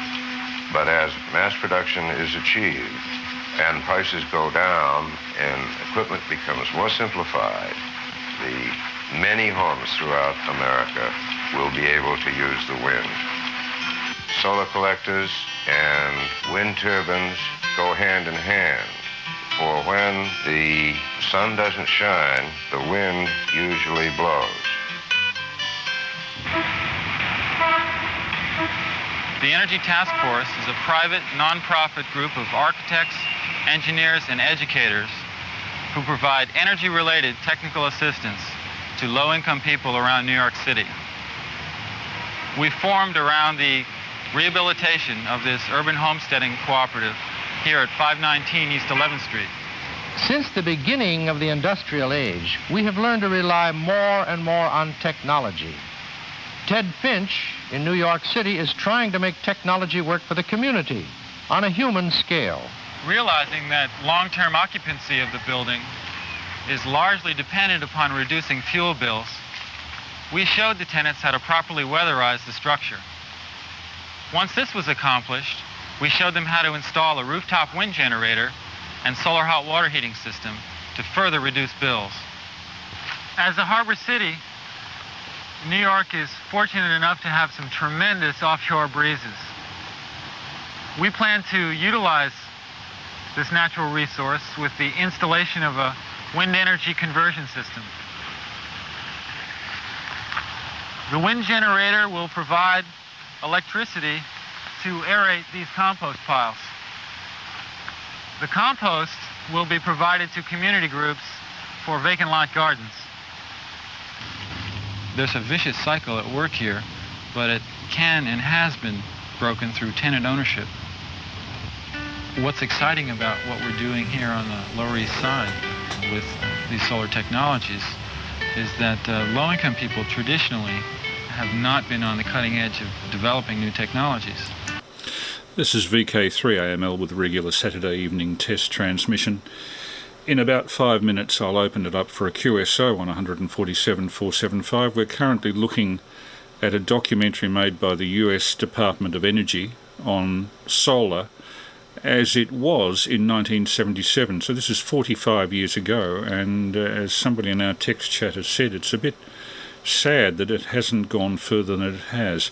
However, a large proportion of the roofs of houses in Melbourne now have solar panels, and I think that's making a major impact not only on electricity consumption patterns, but also on the need for distribution from central generating points in the Latrobe Valley. That's going to change as well. So back to 1977 until 11 o'clock. With these installations such as 519 and at Quando, the low-income people have the opportunity to learn new skills in this developing solar economy. Quando is a neighborhood group of black and Hispanic youth who have built the first passive solar energy system here in New York City. This demonstration of passive solar energy is a wonderful example of appropriate technology in that youth from the neighborhood with almost no skills installed this system. It requires little to no maintenance, which is very important. From a purely energy point of view, it's much more energy efficient to rebuild the existing housing stock than to put up whole new structures. They are pioneers, these people. There could be no more appropriate place for pioneers than here. The New Life Farm near Drury, Missouri, down in the Ozarks near the Arkansas border. Ted Landers is the driving force here. Educated in the East, he's lived in the big cities most of his life, until now. He and his family now live among the independent-minded folks of the Ozarks, and that suits Ted just fine. My reason for New Life Farm is to try to bring low-cost technology to the people who really need it. If we're successful at bringing technology that works to these people here and that actually increases their standard of living for not very much money, then for sure it's going to apply in a more affluent farming community. This is our hydraulic ram. It's a pump that pumps water using no external sources of energy. There's no electricity that runs to this, no natural gas. The only thing that drives it is a spring that's up the hollow about 230 feet and is 12 feet higher than this ram. The 12-foot head that drives the ram pumps the water 150 feet all the way up to the top of the hill where the digester is. So it supplies all the water that the digester needs, all the water that the garden needs, all the water that the vineyard and the orchard needs, and all the water that the house needs. It'll pump somewhere between 1,000 and 3,000 gallons per day, depending on the flow rate of the spring. It really epitomizes the whole concept of appropriate technology. In the Ozarks and at New Life Farm, dual utilization of the land can be achieved by using hay for the biomass fuel crop and any number of different trees for the feed crop.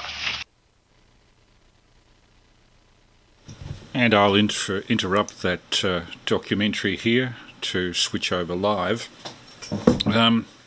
Before I call CQ on 147.475 on that transmitter on my right, if you're watching the live stream, I'll just announce a couple of events coming up. On Saturday the 14th of May, there'll be the Moorabbin and District Radio Club's Hamfest, the first one in quite a while, an important one.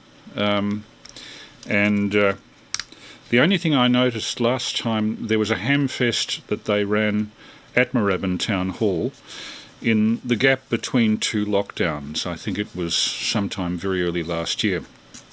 And as somebody who rummages about for parts, particularly late in the Hamfest, in the junk boxes under the tables, the lighting in the hall was sufficiently poor that I couldn't really see what I was rummaging through. So may I make a suggestion? I'll just take off the headphones for a moment. These head torches, or something like them, allow you to get some light on the subject with the hands free, if you see what I mean there. I think you're getting the effect. Blinds the camera. But these are very handy. You can keep your hands free, go through stuff, and have the light source, which helps with seeing what's there. So for the Moorabbin Hamfest, may I recommend a head torch, a highly important piece of material. Also, it's important to get there fairly early, as the parking tends to be at a premium. So that's next Saturday, the 14th of May, at the Moorabbin Town Hall, the Moorabbin and District Radio Club Hamfest. I'll also be there, and I'm just warning people, if they have any qualms about being videoed, I will have this with me on the day, with the intention of throwing together a few interviews for those who are willing on this Saturday night test transmission. Fill a few valuable moments. I know that Ralph 3ZZC will be down there, and I'll be doing a transmission with him. If anybody has any objection to appearing in the video, please approach me and I will avoid shooting you. Well, taking a video of you anyway. I hope that the organisers of the Hamfest will have a warning sign on the door, as they did at one of the previous EMDRC Hamfests when ATV was being streamed from the room, that everybody walking in is likely to be videoed, and if you have objections, please approach the relevant people, either me or whoever else is taking a video. I believe there'll be several YouTubers down there taking videos on the day. So, with that being said, it's now 11:02 p.m, about time I open up for a QSO. That means I have to change my monitoring from the off-air monitor, like that, and into the mixer like that.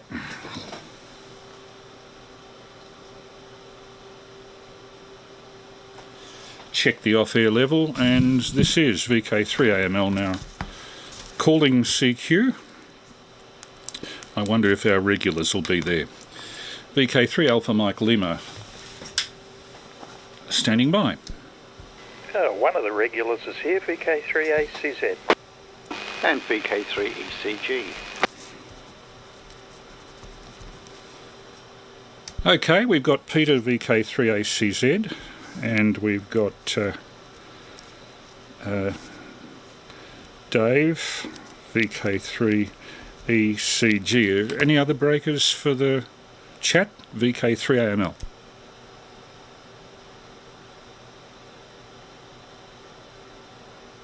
No, doesn't look like it.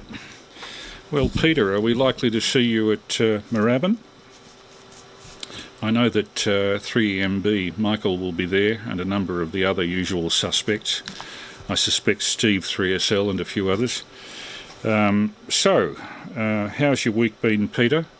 Sorry I didn't get to the Sherbrooke Radio Club this last week, but Prue was going through a pretty tough time. For those who haven't heard, my wife has had severe spinal surgery to relieve pressure on the spine from the vertebrae, which were developing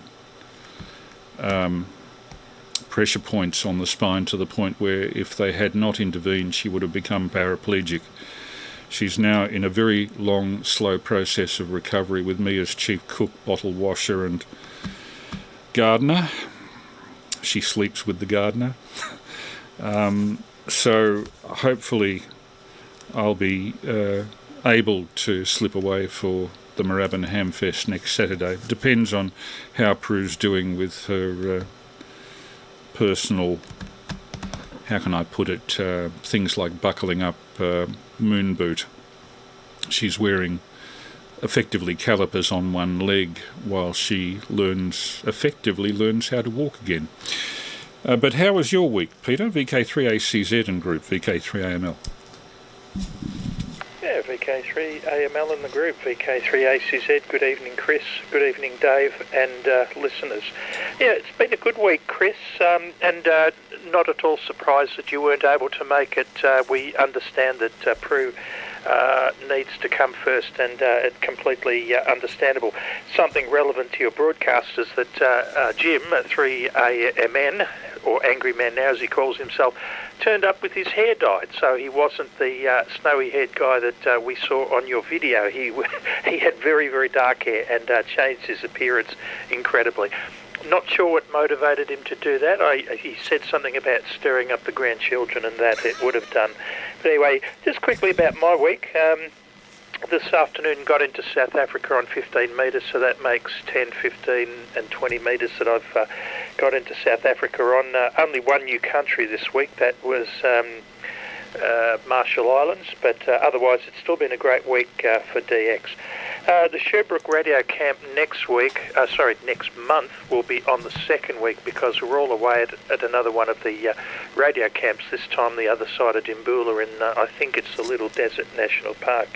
But which brings me back to the subject of your broadcast. Wouldn't you know, it'd be the one radio camp that I didn't go to up there at...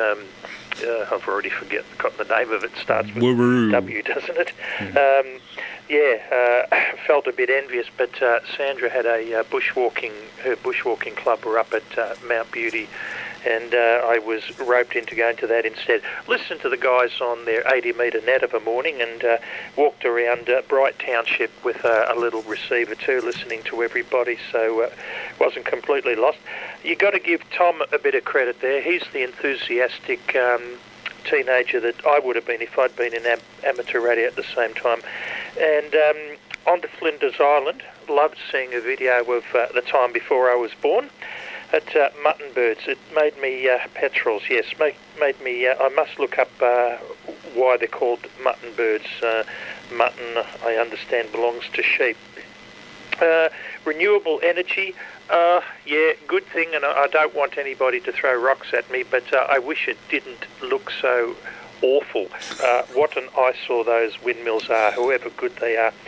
Eddie Albert, loved seeing Eddie. To think that he got to 99 years old and left us in 2005, if I recall, but was a great fan of the show, Green Acres. He wasn't my favourite, of course, nor was Zsa Zsa Gabor. My favourite, sentimental favourite, had to be Arnold Ziffel, who could not like a talking pig people could talk to.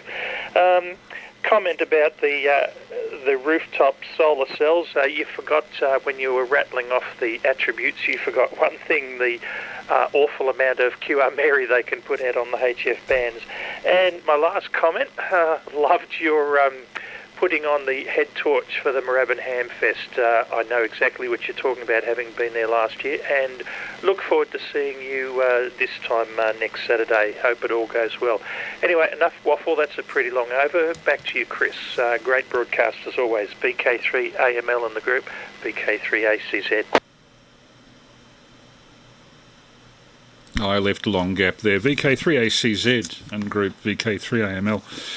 Yeah, well, I know that Jeff, VK3VJS, just on the dialogue screen typed back to me that he thought the idea of the head torch was a great idea. In fact, Jeff had been complaining to me. He was a vendor at the last Moorabbin Hamfest, and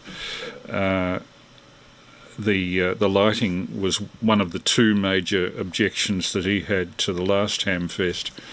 And I spoke to some members of the Moorabbin Radio Club just to clear the idea of making a YouTube clip with them before I went down next week. And I raised that situation of the lighting with them, and they told me that in the 60s, when that lighting was first installed, very high up, very difficult to service, it used some special sort of incandescent bulb, which they used to run at full brightness, but they've proven so difficult to replace that they rarely run them at more than half power. So consequently, the Moorabbin Town Hall, so beautifully lit when it was first opened in the early 60s, is now dim. And I think the other thing that was suggested was that they hadn't, at that Hamfest, found most of the switches to put on the lighting, the whole of the lighting for the hall. But nevertheless, I would go there with a head torch, particularly for under-table investigations. I'm not one of those people that goes to Hamfests looking for whole pieces of equipment, current equipment. I look for things like, and I'm holding it up to the camera at the moment, things like air-cored solenoids, RF tank coils, that sort of stuff that you can't get from any of the other majors like Alltronics or Jaycar or Renver Road, high voltage silvered mica caps for PA stages, that sort of stuff. And in fact, one of the things that I constantly look for are 600 ohm to 600 ohm high quality, emphasise high quality, audio isolation transformers, he said as half of his gear fell on the floor in the background. 600 ohm to 600 ohm isolation transformers when you're transmitting, not quite essential, but certainly highly advantageous for conveying audio or digital information into your radio, particularly from a computer, without creating circulating earths. The two windings allow you to separate the earths of the computer and the transmitter. It also tends to keep the RF feedback down. So they're handy from a number of different points of view. You can get 600 ohm isolation transformers now that are the size of a postage stamp, but their frequency response, particularly at the low end, is pretty awful. These old ones made by Trimax in the mu metal shield so they don't get any hum, are really a quality product. But now semi-obsolete, you can only buy them at Hamfests. And with that being said, over to Dave, VK3ECG. And how was your week, Dave? And I hope your garden's getting a good drink of water at the moment, you being at Warrandyte. VK3ECG and group, VK3AML. Yeah, just a short pause. Didn't hear anything though, but I'm not in a good position probably to pick up a lot of the other signals in Melbourne. Yes, the week was good until yesterday. But yesterday I had my dental work done, which involved a bit of bone grafting and implants and things, which is a bit unpleasant. But surprisingly, despising what a lot of people will say, I've been remarkably quick healing from it. At least I'm not in any particular discomfort at the moment, which is very nice. Unfortunately, I arrived home after all this to discover, after I got home, about 10 minutes later, a 30-metre pine tree crashed down and blocked the driveway completely. This involved me, whilst fairly dosed up on a lot of Panadine Fort and things like this, with strict instructions to rest when I got home, having to get out the chainsaw, and with the help of a very nice neighbour who came over with his chainsaw, and would have been perhaps easier if the tree had fallen straight across the driveway, but it managed to do it on an elongated length of about 15 metres of the driveway, which involved cutting it into multiple sort of 8 to 10 foot sections and then trying to roll them off the driveway. It was not a small tree, but it wasn't absolutely huge either. I've been trying to get a tree surgeon to come and take it down because it had started leaning a bit drastically. They told me I had an 8-week wait in the waiting list. I contacted them after it came down, and they said, they still had an 8-week waiting list. But I did find somebody else who's going to come and give us some quotes to remove the rest of it, and the next in the next week. So hopefully things will be a little bit easier on the driveway. It's not too bad now; it's fully accessible, but it was a bit of not exactly what I wanted at that time. But some very interesting topics today. I couldn't believe it when you did your picture of Whroo and the Whroo, or whatever it's called. I should call it Whroo. The first picture you showed me, immediately I recognised it. Now, I've never been there, but I immediately recognised it because I dealt with a most interesting case from the Balaclava mine. Oh, it would be about 6 or 7 years ago now, I think, and with a body disposed of down the mine shaft.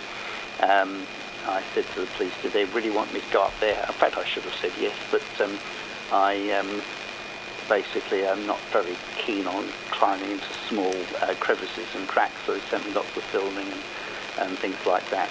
And a little while later, somebody was in fact convicted in relation to that matter. If you just look up what happened at Whroo, whatever, you will just in Google, you'll find the story of this case, and I think the coroner's inquest finding, just a matter of a routine finding, in fact, that sort of was completed last year on it, so which quotes me a bit. But there we are. So there's my connection there, a most interesting and bizarre case. And the mutton birds, yes, fascinating creatures. I mean, the shearwaters. I remember again on Norfolk Island, the big mutton-bird colonies. I think the mutton birding was a Norfolk Island sort of concept. I'm sure it was obviously. There's the words I think used there, isn't it? Obviously the harvesting and so on has gone on for centuries and centuries before that time, I'm sure. But as a sort of, I think as a commercial enterprise, it's certainly practiced in Norfolk Island, and again as a sort of delicacy thing. I don't know that they export from there anymore, and I think they're protected species there as well. So I'm not sure it happens at this stage, but maybe it does. So that's my sort of take on those things. I noted your comment on Facebook about you're enjoying the film The Party. Yes, indeed, one of my favourites, and there's a couple of other rather nice films in that sort of party vein that are worth looking at. But anyway, back to you. VK3AML and the group VK3. Oh, and good evening, Peter. VK3 ECG. Do we have any other breakers, VK3AML?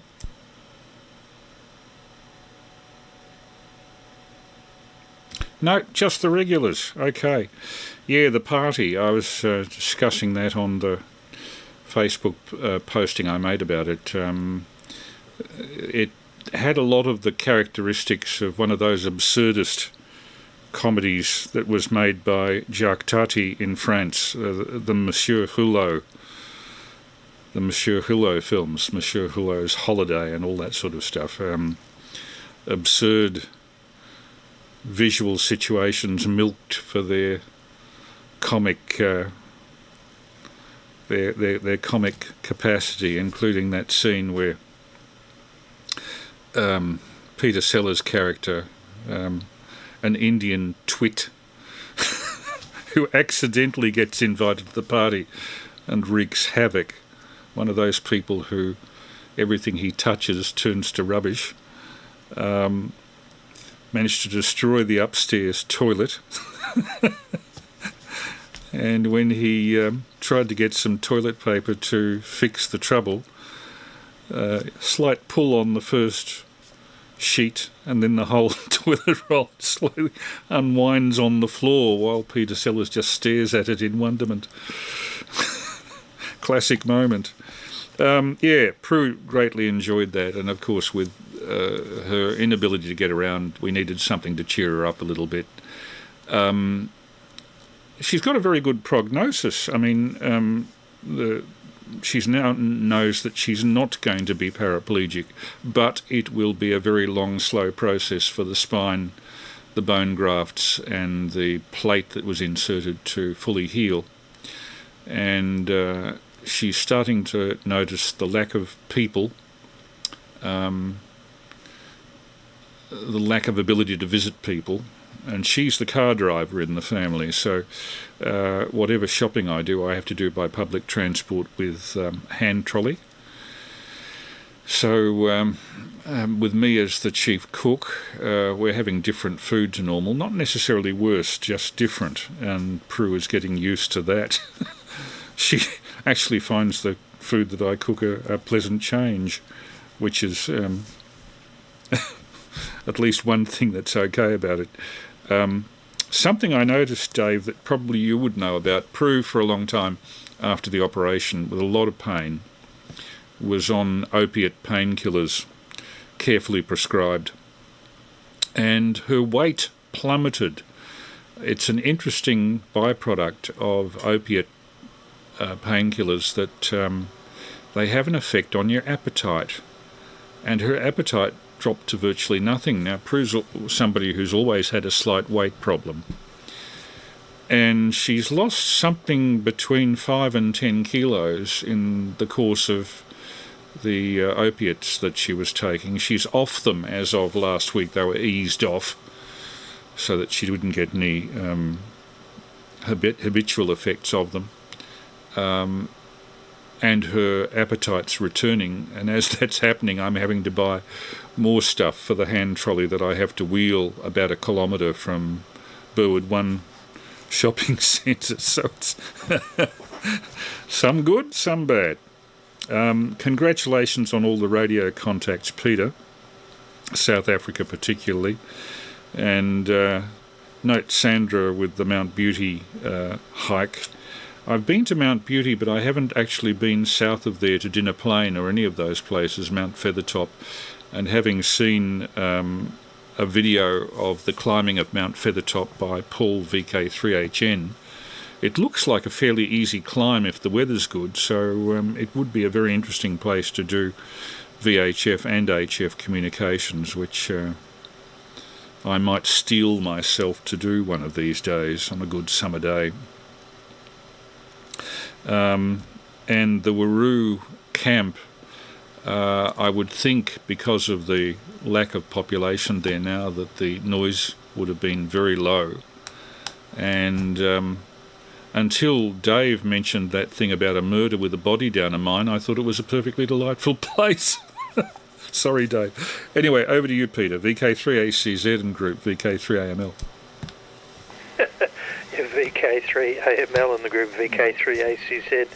Yeah, it probably is a delightful place, and I'm still sorry I missed it. But anyway, it was a nice little video that Jim does a good job with his videos. And you didn't pick me up on it before, but I said Zsa Zsa Gabor in relation to Green Acres. Of course, it was her sister Eva, wasn't it?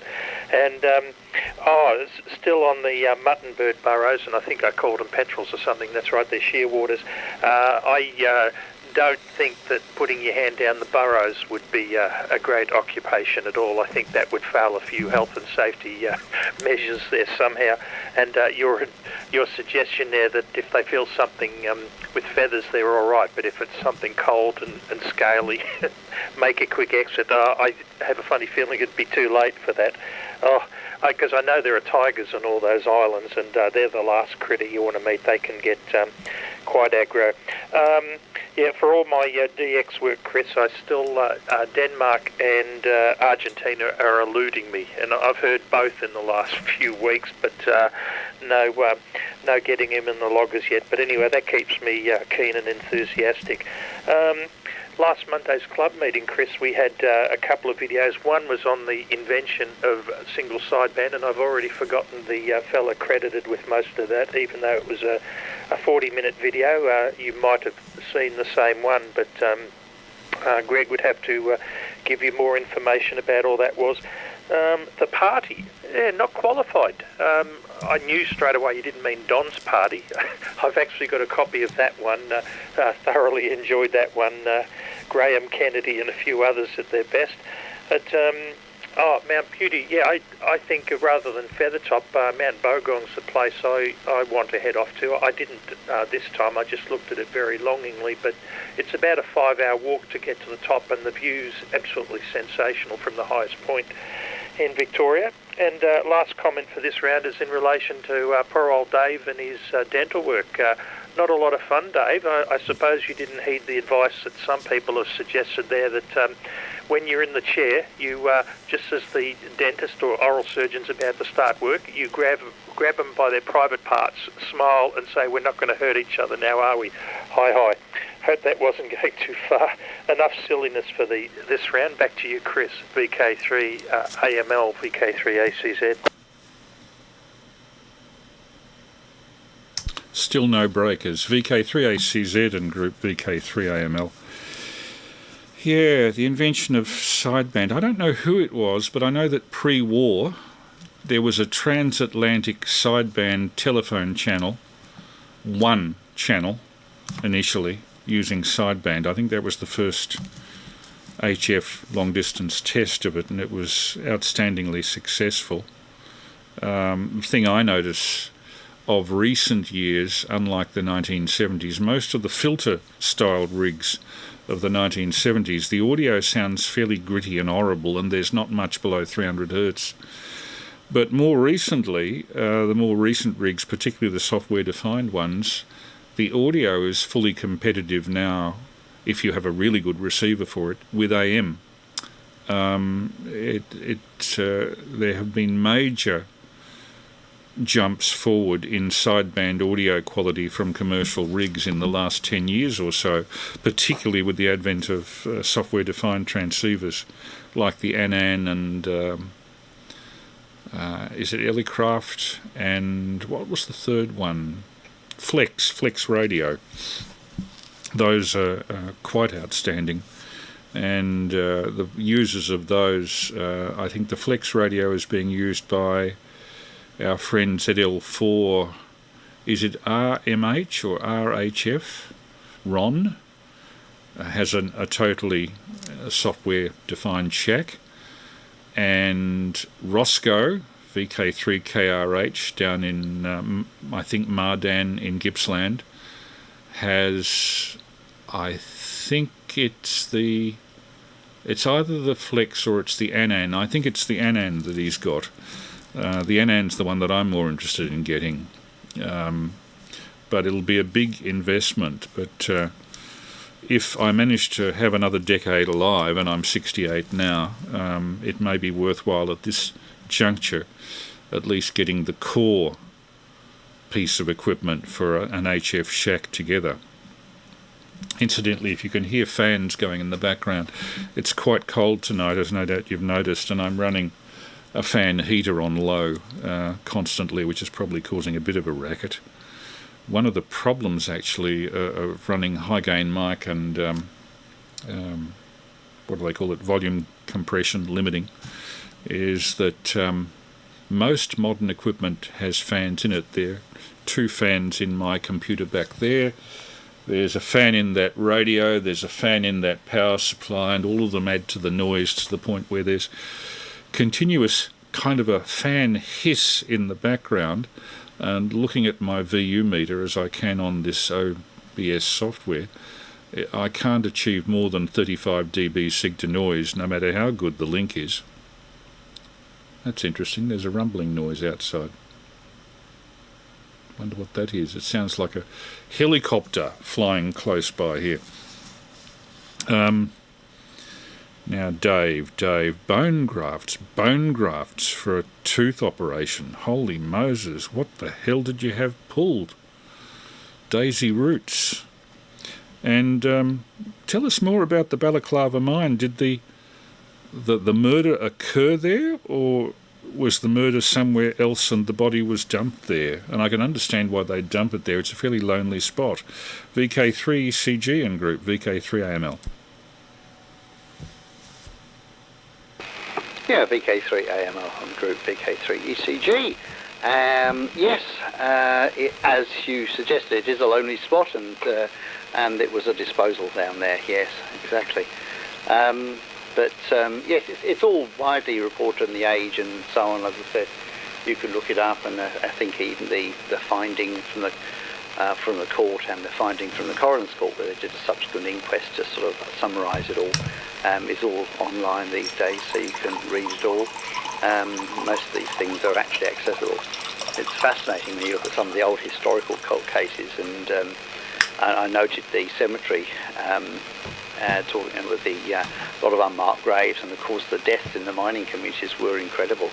I had some occasion some years ago to go through the state archives with the state coroner at the time. Actually, we were looking for interesting historical cases that demonstrated the effectiveness of workplace reform out of death investigations, and the mining towns were absolutely amazing in terms of the accidents and the deaths that occurred, not just from the mining itself, but from the very poor conditions. And you see from those images you had of life in that sort of area, and the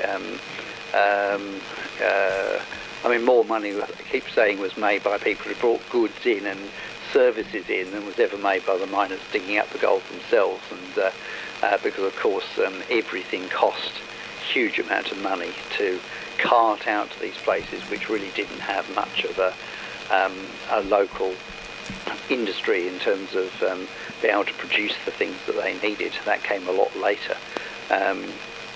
But extraordinary sort of descriptions of particular issues, you know, children dying of different infections or drowning or and so on. And obviously, in many cases, you could read between the lines on the sort of concealed family violence issues that were probably going on there as well in that sort of environment, as effects of alcohol and things like that. So it's a really extraordinary sort of piece of history about what went on in those sorts of areas. But and fascinating to read. We actually got the stuff of the Man from Snowy River and things like that, and it's extraordinary, some of the archival material, including the coroner's findings and the inquests and the descriptions of the examinations and things like that, which were amazing, and probably something that I should have a little bit more look into in the next few years, because I think it would be very, very interesting. And particularly the changing language. I mean, the most common cause of death, I think, even in England in the sort of late 17th, 18th century, was visitation of God, which basically meant GOK, and probably predated the understanding of ischemic heart disease, interestingly. But it's another fascinating bit of history that goes into the background of those things. Yeah, the film, The Party, yes. Well, the other film I really like is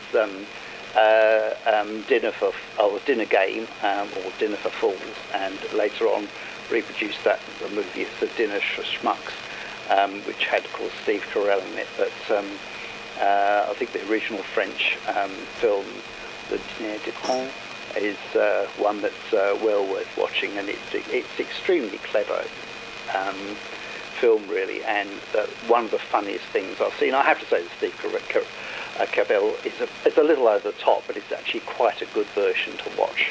And there were a number of other films made of the same story, but it is an absolutely wonderful film of these complete sort of idiots around the table, and how all the people that invite them get their comeuppance as it all unravels around them. So it's really very good, and it's certainly a very enjoyable film to watch. Yes, I shall certainly keep my eyes open for your head torch there. I hope to get to the Moorabbin Festival. My daughter's just bought a unit, and I am under sort of instructions to go and help assemble bits of furniture and move things around and things like that, which I will have to do over the next week or so. But I will certainly be looking at going to Moorabbin in the middle of all of that, which should be fun. And no idea whether I'm interested in anything or looking at anything there, but it's always worth having a bit of a wander around and see what's about. And what else did I have noted down here?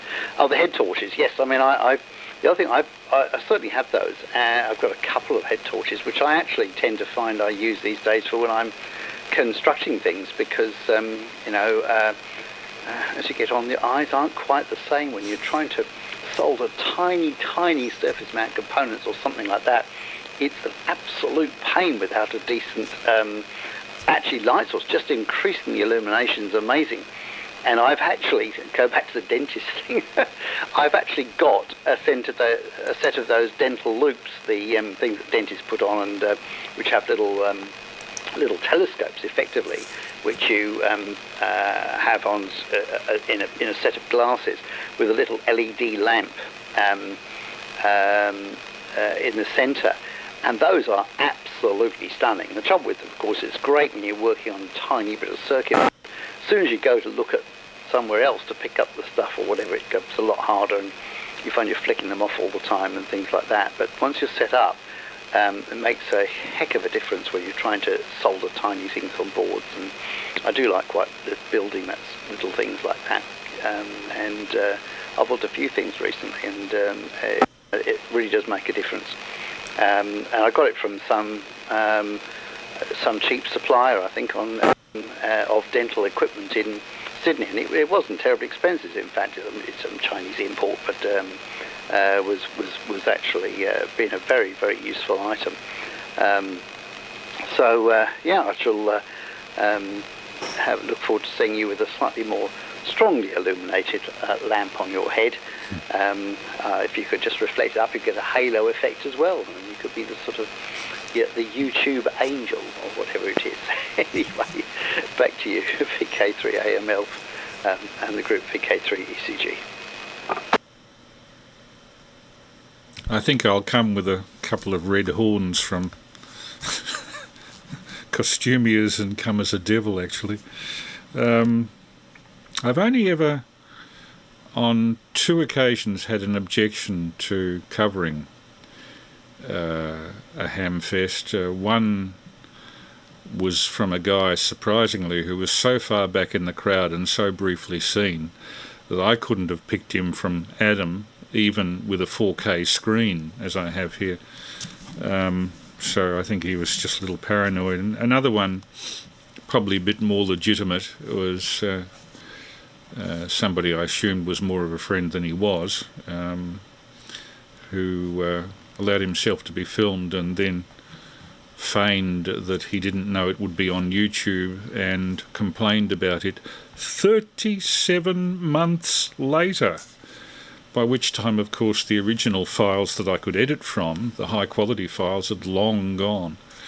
So that was hugely inconvenient and resulted in something of a fallout, which I regret, but I think some people are private to the point of being paranoid, which makes me wonder, do they have something to hide? Or do they have some psychiatric problem with other people knowing who they are? Or do they see the whole world as a threat? I don't know. Doesn't affect me, and obviously you two are the same. Most people I strike at Hamfest are the same. In fact, I've been meaning to interview Ralph VK3 ZC. God, I've just blocked on his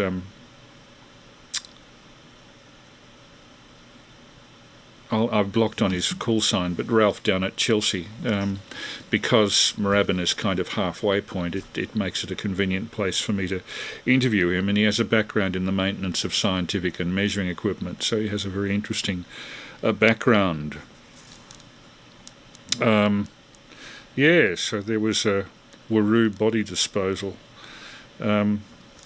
Interesting point, Dave. My mother, in her last job, when my father got sick and she had to get re-employed at about the age of 55, she became an administrative secretary to one of the directors of the Brotherhood of St. Lawrence in Brunswick Street, Fitzroy.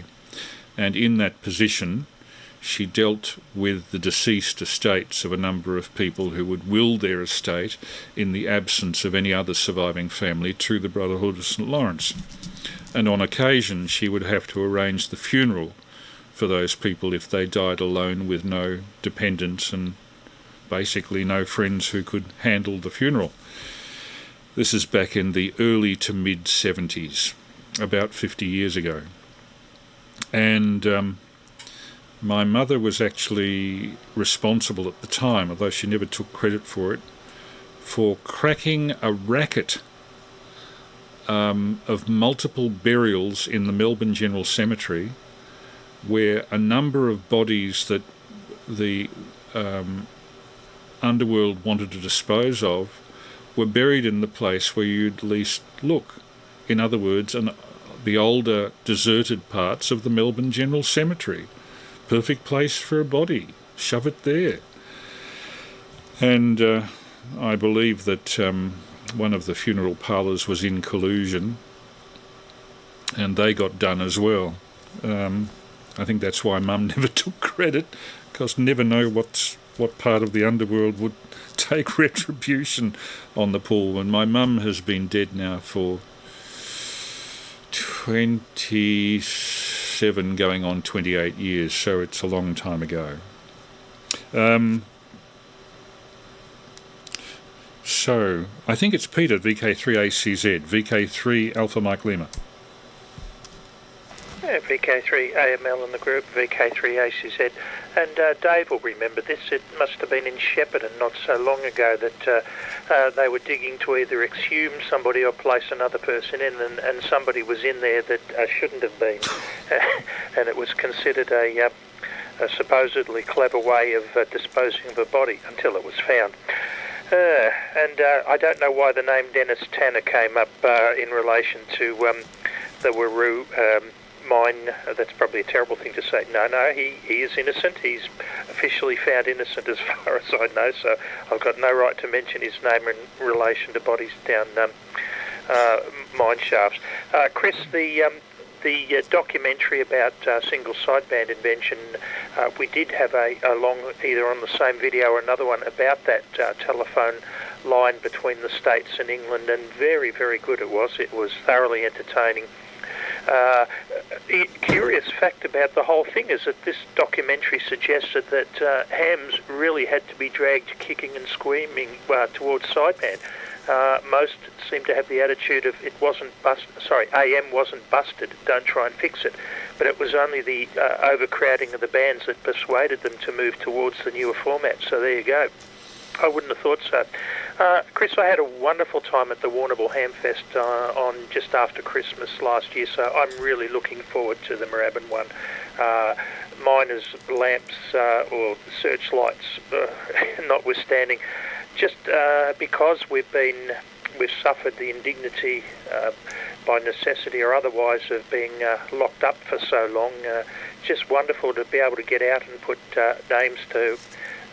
faces to voices and the such like. And I went around at Moorabbin just listening to people talking and was able to pick a few folk. That was entertaining and interesting too. So looking forward to it. Just wondering. First of all, the YouTube, somebody complaining about being on YouTube. Well, you could add me to that list. I was fine with being filmed until I saw what I actually looked like. Hi. Anyway, Chris, I'm just wondering, what time do the doors open at Moorabbin, VK3AML and the group, VK3ACZ?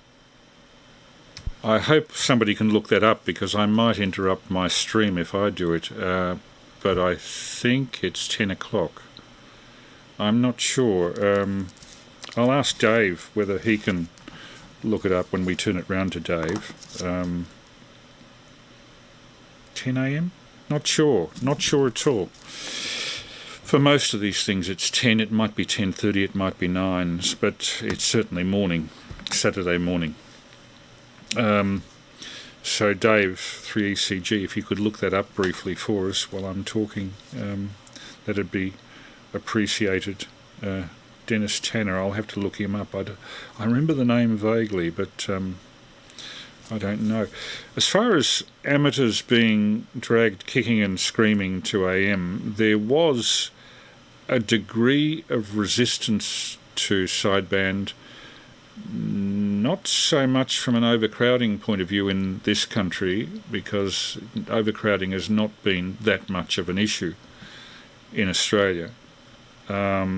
Even at its peak, let's say back about 1970 with ham radio, most bands had a fair amount of space available in this country.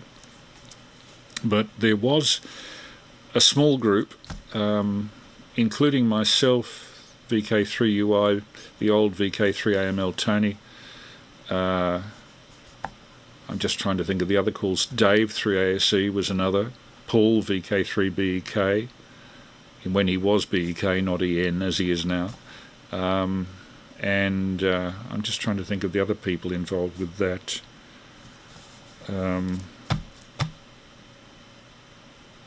Michael Bennett, I can't remember his call sign now. He later became an audio man for Ensel Electronics. But they all stuck with AM because they could get ex-broadcast station, small broadcast station standby transmitters and modulation transformers, so that they really did put out signals that were of broadcast quality. Dave did on 80 metres and 160 metres particularly. But gradually, as the 70s came on, the DX bands went over to sideband, which has a theoretical sig-to-noise advantage of, I believe, 9 dB for the same power, and a much greater immunity from selective fade and interference between the two sidebands with phase changes of both.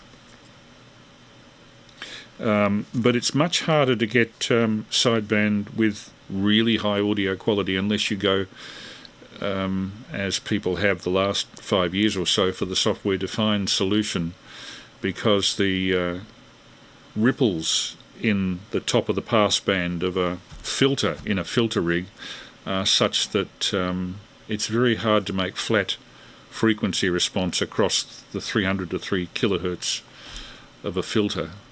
And if you bring the carrier frequencies too close to the audio frequencies, it becomes difficult to filter out the lower audio frequencies with a filter rig to stop the other sideband coming in. So sideband always involved the throttling back of audio quality from broadcast standard, AM broadcast standard, which a lot of those sticklers for quality were doing, back to telephonic quality. And a lot of us who are involved with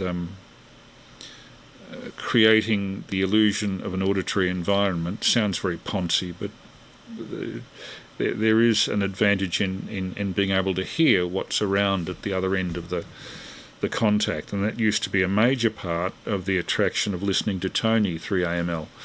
If people came in and offered him a cup of tea, you'd hear an echoing voice saying, "You want a cup of tea, Tony?" And usually his mother would follow it up with, "Well, get it yourself." She was a bit of an old battle axe, was Marion. Oh dear, now they're both gone. Sorry, I'm raving. I'd better hand it round to VK3ECG. Is my mother's experience of bodies being disposed of in graveyards unique, or have you come across that, Dave? VK3ECG, calling on your forensic knowledge. VK3AML. Yeah, VK3AML on the group, VK3ECG.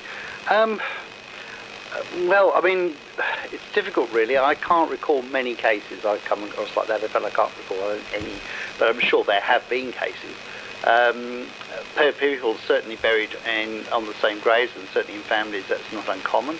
I went once in the UK, I did an exhumation, a historical case. In fact, linked to the old Melbourne jail burials, and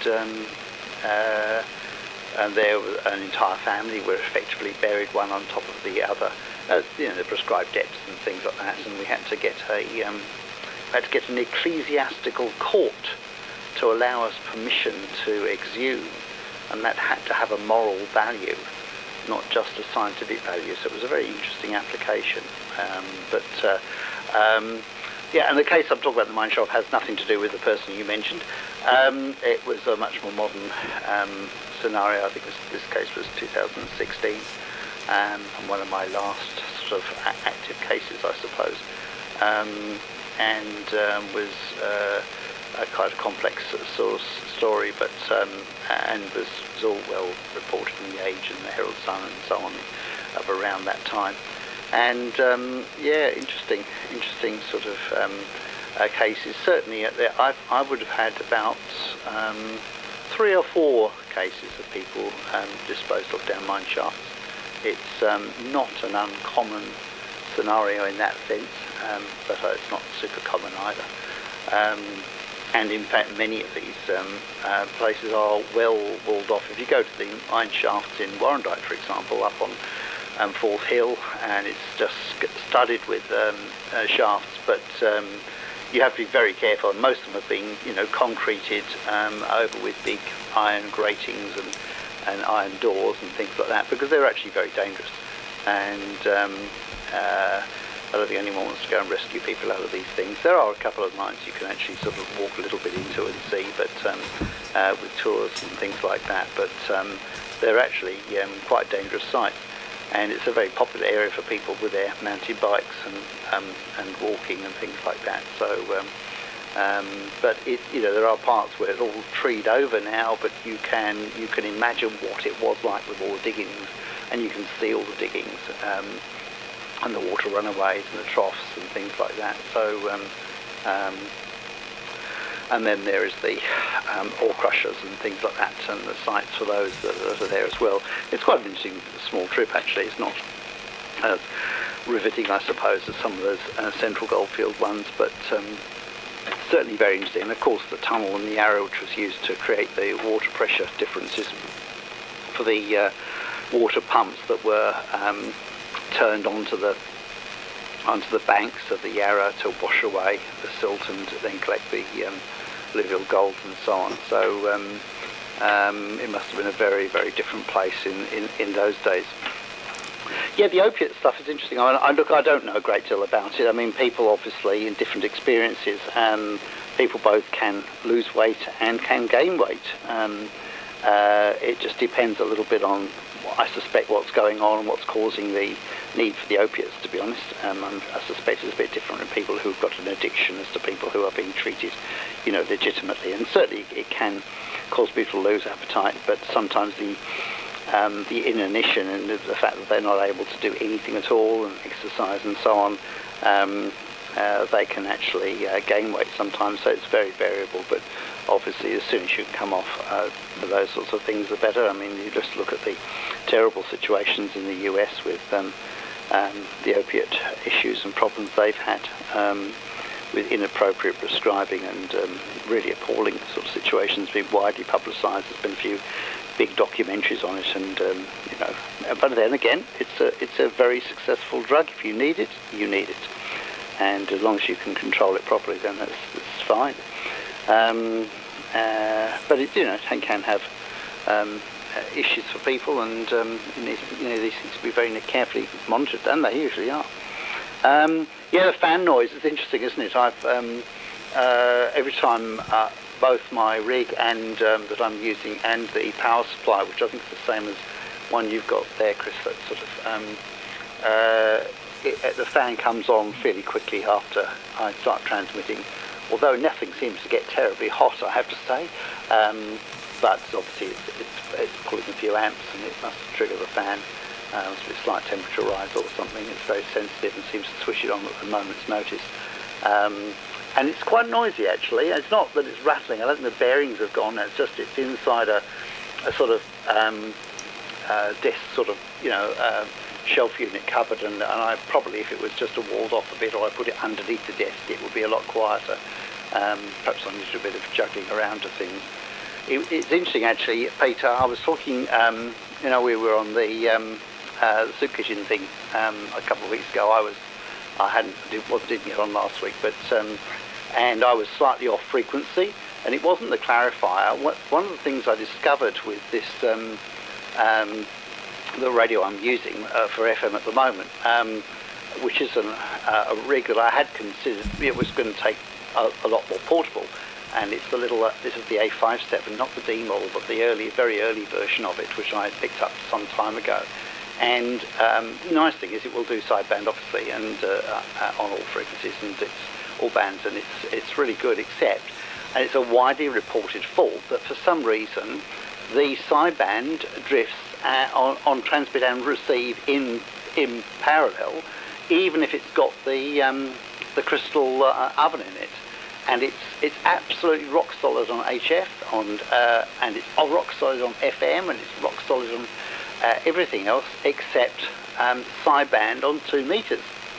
And for some reason, sideband on 2 meters drifts, and I wasn't really aware of that. So I thought the signal sounded a bit strange on the frequency, and then I retuned to the right receive, and sure enough, I was okay on the transmit. So they go together.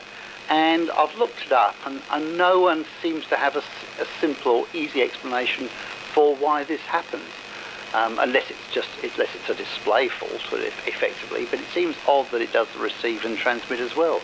Anyway, you obviously just have to tune it for the correct reception, and the transmit's fine as well.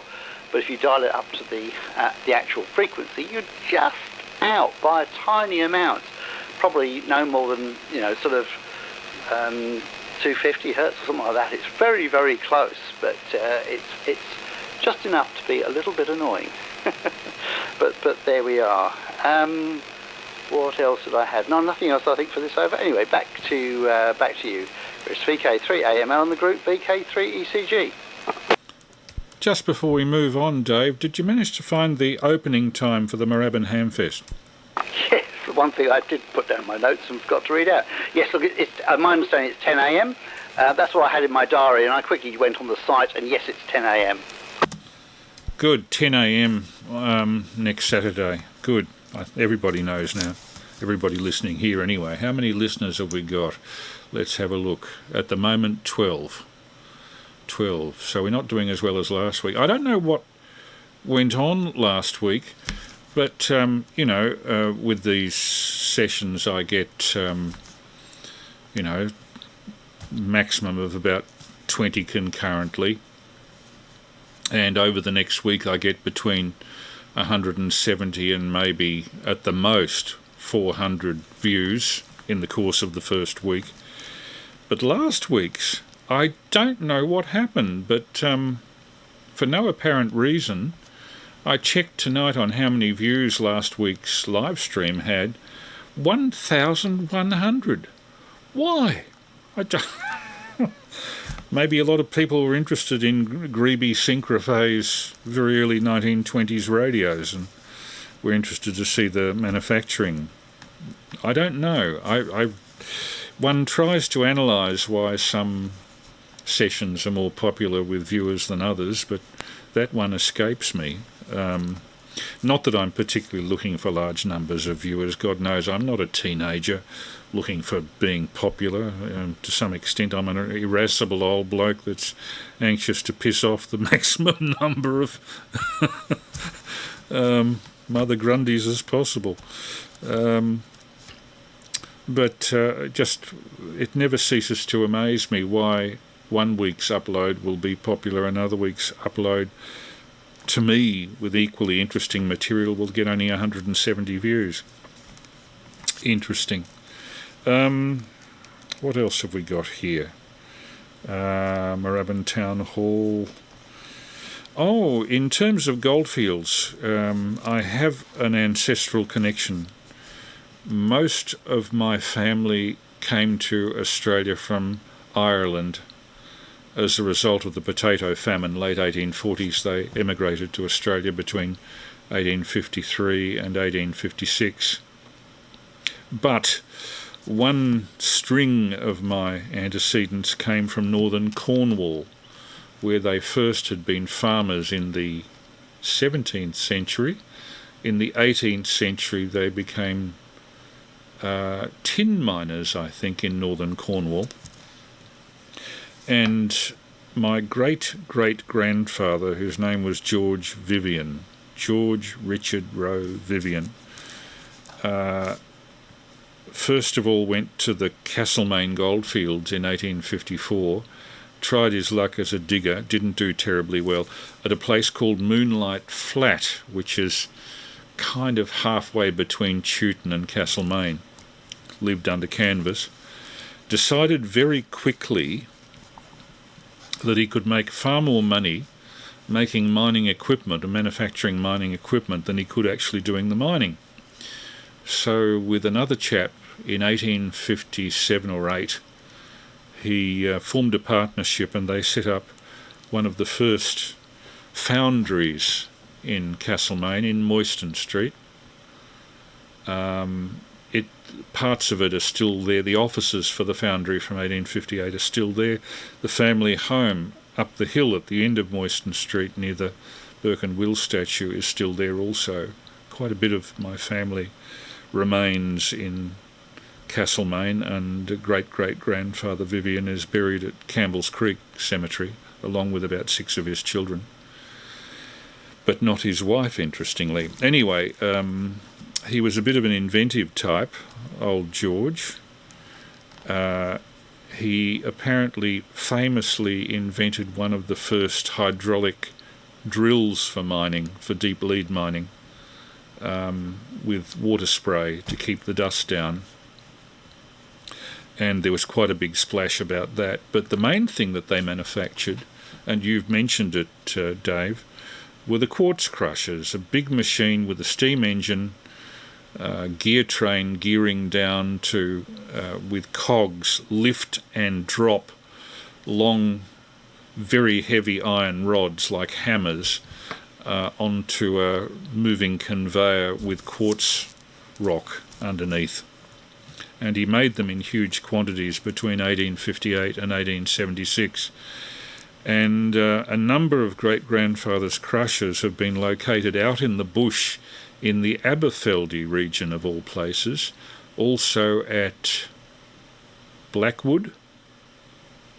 They set these things up in the bush near a mine, and when the mine paid out, they just left it there.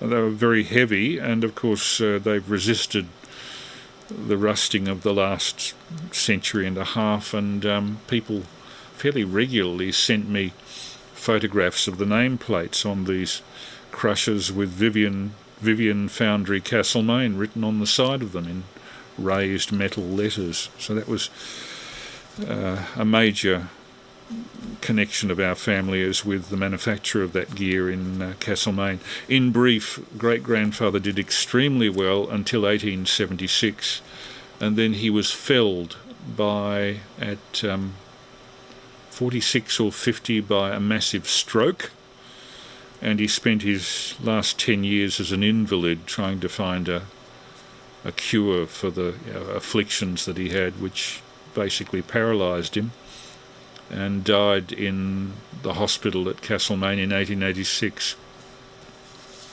I knew his granddaughter, that was my grandmother, my Grandma Vi, and she died in 1957. I can just remember her. I remember her as a jolly little pepper pot lady, shaped like a pepper pot. I think I hand it to Peter now. Correct me if I'm wrong. VK3ACZ, VK3AML. Yeah, VK3AML in the group, VK3ACZ. And an interesting look into your family history there, Chris. Always fascinating. I love family history stories.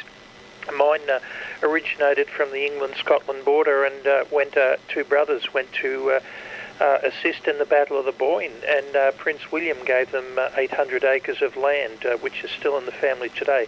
Gets sold, bits of it gets sold during economic hard times, and then in prosperous times it gets bought back again, but the original 800 acres are still there, and they must have done something significant to be given that big a tract of land. But anyway, never mind. You mentioned Burke and Will's statue, and I started to think, you know what, that statue's nearly done as much mileage as Burke and Will's themselves. Hi. Well, it keeps moving. I can never keep up with where it is, or so it seems. And Dave, you mentioned the soup kitchen net from a week or two ago. Yeah, that's interesting. I notice off-frequency radios a lot when they have the VHF, UHF field days, and I was talking to Ross at the toy shop about it, and he said it's certain models of radios are notorious for being 100 hertz high or low. But and the subject of pain relief came in too, and I was reminded of my two wonderful experiences with morphine. And honestly, it's the best stuff ever invented. Not speaking as a potential IV drug user of any kind by any means, but I just remember through that euphoric haze telling the doctor over and over, thank you, you are so wonderful. And I've joked to a couple of GPs about my desire to have a special shot of, say, 30 milligrams IM of morphine just for my birthday once a year. The idea being that it's once a year, so it can't be addictive habit forming, and it's medically supervised. It's not like the stuff has been brewed in a toilet bowl somewhere. I'm sure you both know what I mean, but anyway, enough of that silliness. I would like to commend to you both Peter Parker's video released this week, or he's brought out a couple this week, but one is on pirate radio going back to the 1920s, and he's very faithfully researched through some old newspapers, both in Sydney and Melbourne, instances where people have been convicted and fined for having operated radios back in the day, and very, very amusing stuff indeed. Chris is a historian of quite some note and a collector of all that sort of stuff. If you're not familiar with it already, might I commend it to you as an interesting few minutes there, as if Peter's videos there are not interesting, because they are, they're fascinating, but I really enjoyed this one and think you might too. Back to you, Chris, VK3AML and group, VK3ACZ. Well, true confessions, folks. I started my ham activity as a pirate in 1969. I built a one-tube transmitter with an external modulator, and as long as I sent Morse, even if it was crook Morse, I kept my identity secret. But I made the mistake of making a modulator, and then of course everybody could tell it was a 14-year-old boy, and the 160 metre coffee break people were not amused. Although that was the means with which I met Dan VK3UI, who was only 18 months older than me, who lived about a mile away, and he invited me to meet Tony VK3AML, and we became really good friends for the next 36 years up to his death. Tony was the best man at my wedding, so that piracy did result in some good things. But the trouble was, as soon as I put my voice on it, it was obvious it was a pirate. And we got a phone call from the RI saying, I'm not going to convict you, you're too young, and it would be seen as bullying, but I suggest you get off the air or there will be trouble. And we did. That incident, actually, in 1969, with the RI, was the thing that induced me to get involved with modulated light beam communication. And at that stage we could modulate a torch bulb and get it going a few hundred yards, and I had a link for a few weeks with my friend Roland, who lived at the corner of Cole Street and Taronga Road. We set up a link, light beam, because we knew we'd be lumbered if we did ham radio. We also tried, I might add, CB radio in the late 60s. There was virtually nobody on it on 27.240 megs, single channel. We had a pair of handy talkies that had 100 milliwatts output on 27.24. And I think it was about 12 months into that, in between the two of us said, "Hello boys, I can copy you." And that absolutely freaked Roland and me out to the point where we didn't use the radio again. It's funny looking back. It's all much more than 50 years ago now. But the things that set you on the path, I'm sure you were far more law-abiding, Dave. VK3CG and group VK3AML. Yeah, VK3CG returning. Yes. Well, I mean, we had actually some friends of mine actually at my school, before they got their licenses, somehow got permission to have a little room set up to have a school radio club, and the school had no idea that I think 90% of the usage of the radios at that time was probably pirate radio, effectively, but most of them all got their licenses. They were just a little bit ahead of themselves when it came to pushing the transmit button, one might say. But there we are. Yes. Now, yes, I must say, Pete, the suggestion of that on the birthday is not a very good one. I've actually come across examples of people who had exactly that. They had been users in the past and then decided that they would no longer be users, and they were, some people can really switch off like that, but then they decided to just have shots on their birthday or something like that. And unfortunately, on the odd occasion, this was not a good outcome, probably because the supply was, not of a standard concentration that they would be aware of. But you're absolutely right. It is absolutely amazing to administer in terms of someone who is in distress and just doing those really slow IV infusions or Omnipom or some similar, and just watching it just all disappear, and used to do very, very carefully, of course. But it is an amazing drug when used appropriately. It's stunning, and the ability to relieve distress and improve, a whole variety of things is really good. Unfortunately, it doesn't last. Yes, no, I saw Peter's YouTube video, and I'm planning on watching it, but I hadn't got round to it this week. So, but it certainly seems very, very interesting, and I'd be fascinated to have a look at. Yeah, the solar stuff with today was interesting as well, just the historical side of that. Fabulous to think of all those different aspects of solar. I've got a reasonable set of solar panels here. I think it's about 8 kilowatt hour or something like that when it's full whack, perhaps a little bit more. One of my panels seems to have stopped working according to the sensors, so I'm going to have to get back to the installer and see what's happened. I'm not game to climb up those steep sloping roofs now. I suspect it's something fairly, it's unlikely to be an inverter. I suspect some wiring thing has happened, probably a possum or something has eaten through a wire, or cockatoo, when it was going up, a whole flock of cockatoos came down and started to peck at some of the wiring. So I suspect that something like that's happened. We'll have to have a check. But when the water heater finally died at home, I decided that since we had solar coming off the roof, we might as well move to one of the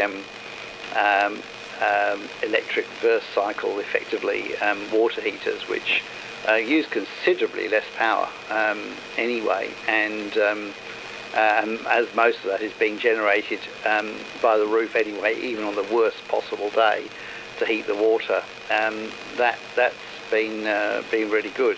Probably wouldn't have done it if the other one hadn't sort of finally died, but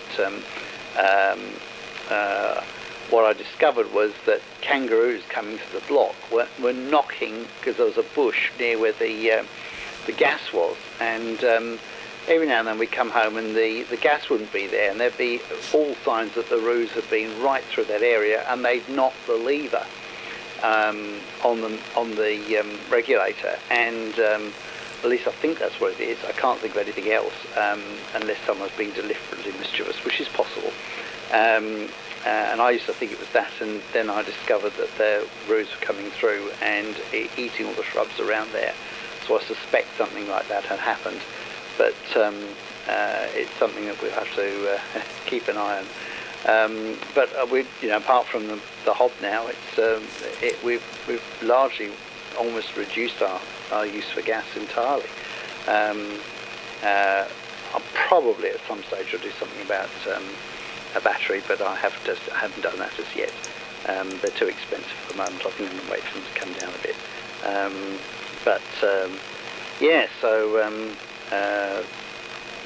Yes, you're absolutely right, though, Peter, that it seems to be a select type of radios that do seem to have that drift on the sideband, and I don't quite understand why. I've looked around on the web, can't find a particular reason why it happens on this particular radio. It's a great little radio, but it's and I will be taking it portable at some stage, but I have to say, for usability, the icon with a wonderful display is just fabulous in following stuff around, and I know you know the same thing with your 7300. It does change things very dramatically, although as some people say, it becomes rather like a TV which you look at rather than use. Whereas with an ordinary frequency readout, you'd have to you tune around, you note the frequencies that are in active use, whatever, and note them down and things like that. But it's a different way of working, and it's fun all the same. I think that's the YouTube numbers, extraordinary, Chris. I mean, I'm not saying, of course, they should be in the hundreds of thousands, but it did seem surprising that it could go from a very small number one week to being a huge number another week, and I suspect it does relate to the sort of the metadata or the information that you've got in the listing of the contents and things like that. Somebody just searching on something like that will pick something up. So if you want to increase the numbers, I suspect you've got to find some sort of sexy sort of keywords and things to put into your metadata for the YouTube channel, regardless of real content. And I'm sure a lot of websites do exactly that. And I'm sure a lot of YouTube things do exactly that to increase their coverage. Anyway, back to you. VK3AML and the group VK3ECG. VK3ECG and the group VK3AML. Yeah, it's I've heard Hayden Honeywell or VK7HH talking about all of the different things that you can make YouTube have more hits with search words and by repeating certain words in the commentary. I'll stick on something just to liven things up for a moment. Hang on. Constipation can be a problem for anyone. And when constipation occurs, it's interesting to see just what doctors consider important about a laxative they might use or recommend. Maybe watch this program? Well, a majority of the doctors we heard from said they wanted a laxative that is effective, gentle, close to natural acting. A medicine that can be used with complete confidence. Now, X-Lax has been used with complete confidence by many doctors and millions of people over the years because pleasant-tasting chocolated X-Lax is effective. Overnight, it helps you toward your normal regularity. X-Lax is so gentle, so close to natural acting, there's no upset, no discomfort. So whenever your normal regularity is interrupted, you can rely on X-Lax, the laxative that helps you toward your normal regularity, gently, overnight. X-Lax. Regularity. I remember watching a similar advert to that when I was a kid and wondering what the hell regularity was. My mother had to explain it's where you have a poo regularly. And then it all fell into place, as it were. Anyway, those adverts for a product when parliamentary broadcasts are not enough. Okay, getting back to something serious. The Burke and Wills statue, Peter, as you say, it's done more tripping around after their death than it ever did during their lives. I think it was placed in the middle. This is in 1860-something. It was placed in the middle of the intersection of Russell Street and Collins Street, right in the middle of the intersection. And even in those days, it was a bit of an obstruction. So it was eventually, after a couple of relocations, I think, moved to the Exhibition Gardens. And then in my time, probably the 70s, it was moved to the City Square for a while, where Mr. Burke and Mr. Wells, dying of thirst as depicted on the statue, were given the ultimate indignity of the highly, in my opinion, inappropriate positioning in the middle of a water feature in the City Square. And finally, I think they've been moved somewhere else again. I think they may have gone back to the Exhibition Gardens. I'm not sure about that, but they've certainly had a bit of a trip around.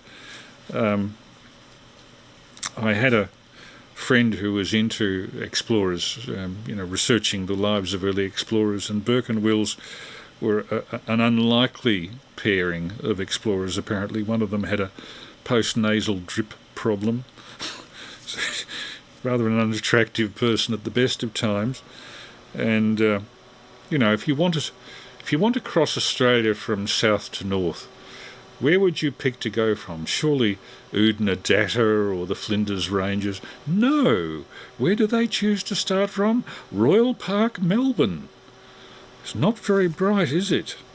And it's no wonder they never came back. I'm probably peeing on the graves of a revered memory, but really, there are some things in Australian history you just have to shake your head and think, couldn't they even then have done a little better with basic logic? Anyway, round to you, Peter. VK3ACZ, VK3AML. VK3AML in the group, VK3ACZ. Well, that's the Victorian Expedition Committee for you. I think Burke and Wills' final thoughts would have been fairly unprintable, or at least, when you consider all the goof-ups that happened along the way, the supplies that never reached them, were never even dispatched. Silly things like stopping for the day to bury Gray's body, which effectively meant that the crew staying at Cooper's Creek had left hours before, that they didn't think to mark the spot, mark the dig tree, and that the crew that returned didn't notice the smashed bottle and a few other odds and ends around the place to indicate that the cache buried at the dig tree had been disturbed since, and poor old Burke and Wills labouring just a few miles down Cooper's Creek. Yeah, it's all got the hallmarks of the most colossal stuff up, and yeah, pity. Dave, I thought it was a great idea of mine for the once-a-year morphine shot, but that's with the proviso that I've seen enough people with heroin addiction to know that you just can't go there. You just can't. It's an awful, awful way to be. And things have changed an awful lot. I remember even when you used to take the blood pressure of somebody that was a heroin user, the arteries in their inside of their elbow were absolutely covered in nasty-looking infected scabs and all the rest of it. Things have certainly changed a little bit, but I noticed too that things like putting UV lights into public toilets doesn't do anything, because an Ambo was telling me that they just mark the vein with a biro and then go into that same room and still inject. But the idea of the UV light, Chris, is so that they can't actually see the veins to do the injection. But anyway, enough of all that stuff. That's just terribly sad. The solar cells and QR Mary, yeah, I notice a bit of solar interference, but funny enough, it's only on 15 metres at my home QDH. Yeah, I have enough problems with those grow lamps that certain people use 2 doors down from me, and that wipes out for all of 40 metres and most of 20 metres. But I get a little bit on 15, and it does spike, but it's a very regular. Oh yes, and speaking of regular, well, that little advertisement you put in there, Chris, should be worth a couple of hundred more lookups, and 1,100 last week. Incredible, and I agree with Dave. That's what you should be getting on a regular basis, because I sit through it every Saturday night and just love the content that you bring up. Was there anything else I was going to say for this round? No, I don't think so. I might make this a final, Chris and Dave and listeners, and say good night to you both, and look forward to next Saturday night. Should see you both at the Hamfest for sure. As I said before, I'm really looking forward to it. Last year's was terrific. There was certainly some interesting stuff to look at there. But even more interesting people to meet up with. It was great meeting Peter Parker for the first time. Even posed for a photo with him that you took, Chris, that I've never seen. But, well, at least one person in the photo would have looked good. Hi. And what else? Yeah, no, that'll do me for tonight. Best 7-3 to you both. Thank you again for the usual high quality of interesting stuff to savour. And yes, perhaps the highlight for me was something I didn't really want to ever do myself, which is reaching down into mutton bird burrows around the Flinders Island region. Cheers and good night to you both. VK3AML, VK3ACZ. No worries, Peter. We'll see you on Saturday, probably. Unless something goes wrong, Prue needs attention. I should be able to get away for a few hours, and I'm scheduled to go down as a lift with 3MB, Mike Barrett. So we'll see how we go. Regards to Sandra, I mean, and we'll catch up with you within 5 or 6 days. And Dave, I guess it's over to you to tie the ribbons. Can't think of anything else to pass on particularly, except thank you for being regularly on here. It's always appreciated, and we managed to have a good chat. Just with regard to the dental thing, I'm curious to know why bone grafts. It sounds very desperate. And with regard to the mutton birding, I actually witnessed it when I lived on the island in 1977, and I thought those guys were somewhere between very brave and very stupid. I mean, you can see that to get to the end of the burrow, you have to lie on the ground and put your hand down the burrow right up to from the shoulder. I mean, it's, into the depths of complete unknown. There might be snakes in there, redback spiders, you name it. I've seen redback spiders on Flinders Island. They're a particularly large subspecies, commonly living under stones and in mutton bird burrows. So, gosh, they're braver men than I am, Gunga Din, and the result, oh God, mutton bird, the taste of that stuff. Oh. Give me chicken any day. But they are an amazing bird, a little insignificant bird, not particularly big, and it flies all the way to the Aleutians and does a figure-of-8 circuit around the Pacific. It's hard enough to do that in an aeroplane, for goodness sake. Anyway, over to Dave to tie the ribbons. VK3ECG and group VK3AML. Yeah, VK3ECG. Yes, absolutely. It's extraordinary, isn't it? I think we're getting obsessed, Chris, with the X-Lax, and I think it's the second time you showed it. But it's certainly, perhaps that's what drew the attention the first time. And so a few of these slightly risque ads, I suppose. No, not really risque, are they? Really, it's a bit scatological ads, I suppose one might say. Might well be bringing in the visitors in their droves, which in itself is somewhat concerning. But there again, yes, I think I'm going to make a move as well. But I just was looking up the various little things on the Warrandyte in relation to the Fourth Hill and Whipstick Gully, and there's a lovely little plaque up there about the first discovery of gold, although Clunes, of course, deeply objects to Warrandyte being the site of gold discovery. But there's a nice thing from Louis John Mitchell here on the plaque, which says, "Do you see anything, Bill?" said I. After once or twice saying no, he suddenly exclaimed, "Your worship, here's the clickety." Eagerly examining the residue, we found it contained 10 small grains of gold.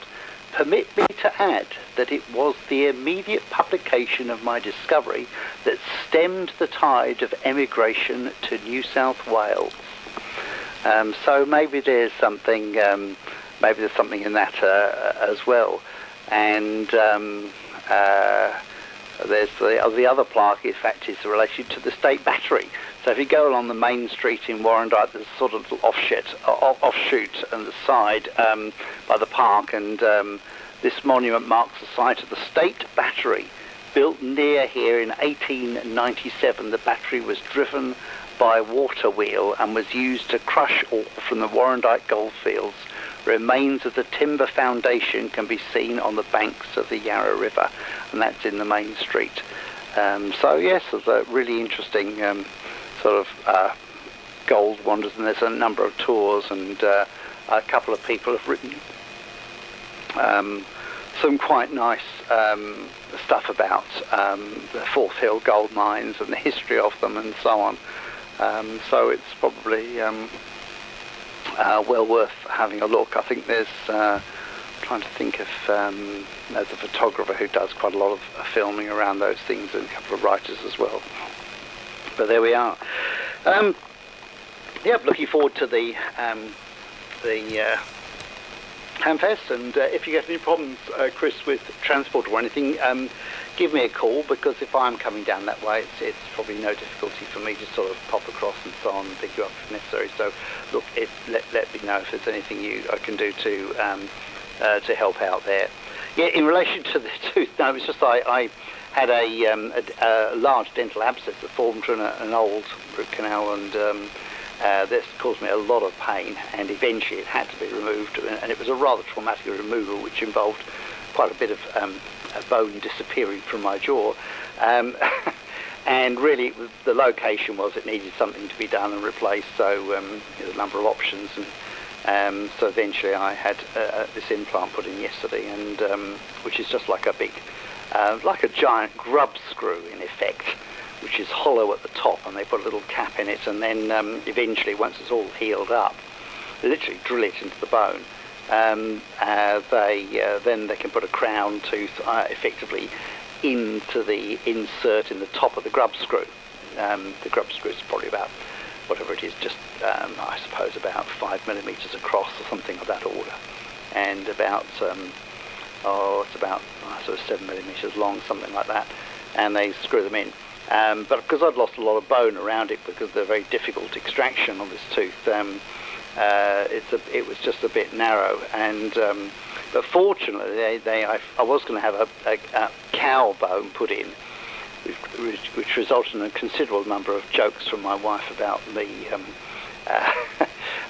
turning into a cow. But that aside, it turned out that because when they drill out to get the grub screw in, they basically managed to salvage the bone dust effectively, and then they packed that in around it so that I didn't actually need anything else taken. But it just means that you've got lots of stitches in there, and just hopefully it'll all heal up without any infection and things like that. So, but you get covered and all those sort of things. So it's a bit fiddly, and it's a long process. The whole thing was going to take probably several months to go, and I had to wait a long time after the extraction anyway because it was sort of infected. But it was just one of those things that it's an age-related thing. The tooth just cracked. No sort of particular caries or anything, just cracked. And once you get a crack like that, it just you can get stuff going down into the bone. So and that's what happened, and it was extremely uncomfortable. Actually, I have to say this restoration thing wasn't particularly bad at the moment. Let's hope it goes equally well over the next few days and so on. But look forward to catching up with you, Marabin. Certainly happy if you want to do some filming. I'm not sure I'd be very interesting at that sort of that occasion, but we'll have to do something else at some other time. Have a great week, and look forward to catching up at the end. And good night to you, Peter, and look forward to catching up with you as well. VK3ECG, back to you, Chris, and have a great week.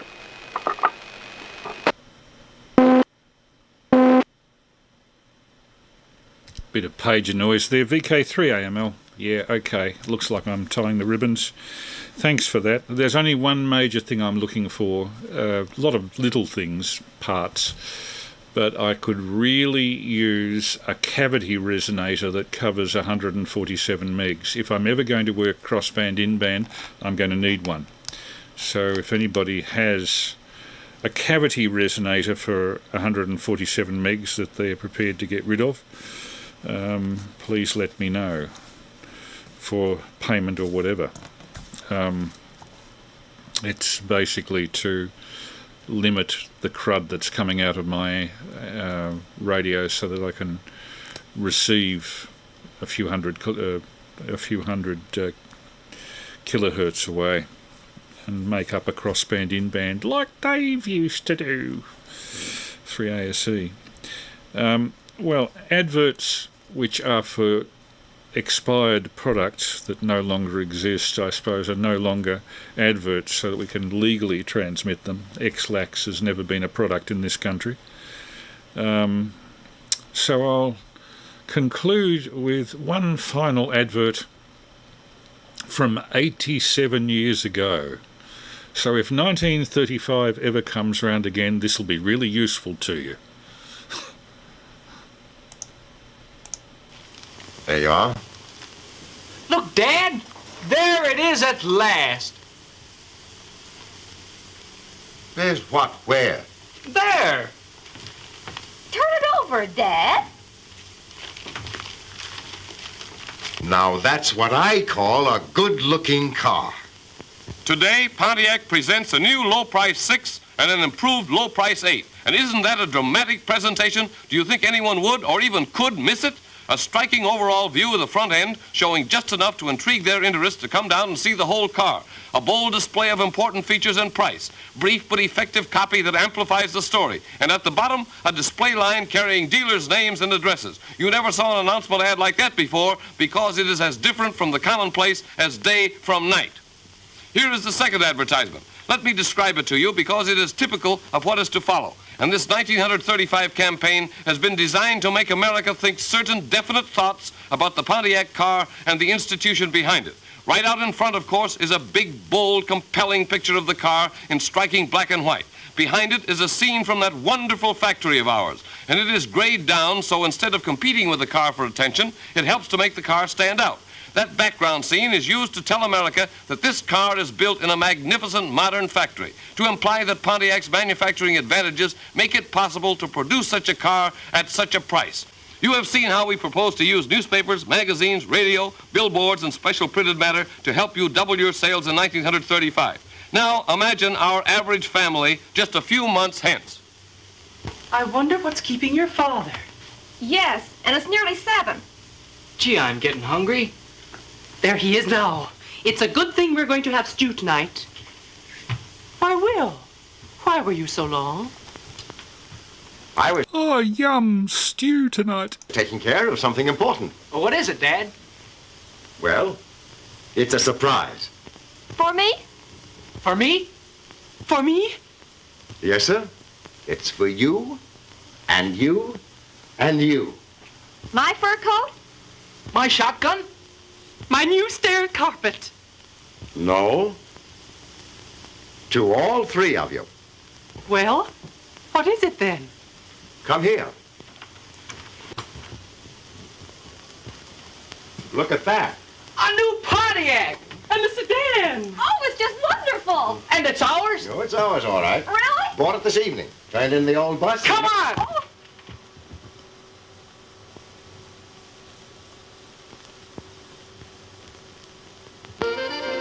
And so, one more Pontiac prospect becomes a Pontiac owner. One more family that, multiplied by millions, will be at the receiving end of the most powerful and most persuasive advertising campaign in Pontiac history. Through 2,500 newspapers in every state in the Union, from the great metropolitan dailies down to the smaller weeklies, there will... I think we can do without that. Anyway, Pontiac, a deceased car, an ex-car. Never trust a car that's got the same name as a potato. And if they have the same name as a lemon, it's even worse. Anyway, this is VK3AML, wishing everybody a very good night. Thanks for being involved. Thanks for having a look. And we'll see you next week, hopefully with a little bit of live, recently shot video of the Moorabbin Hamfest, if I manage to get there. All the best, everybody, and good night. Going back to listening briefly on 147.475. Good night, Chris.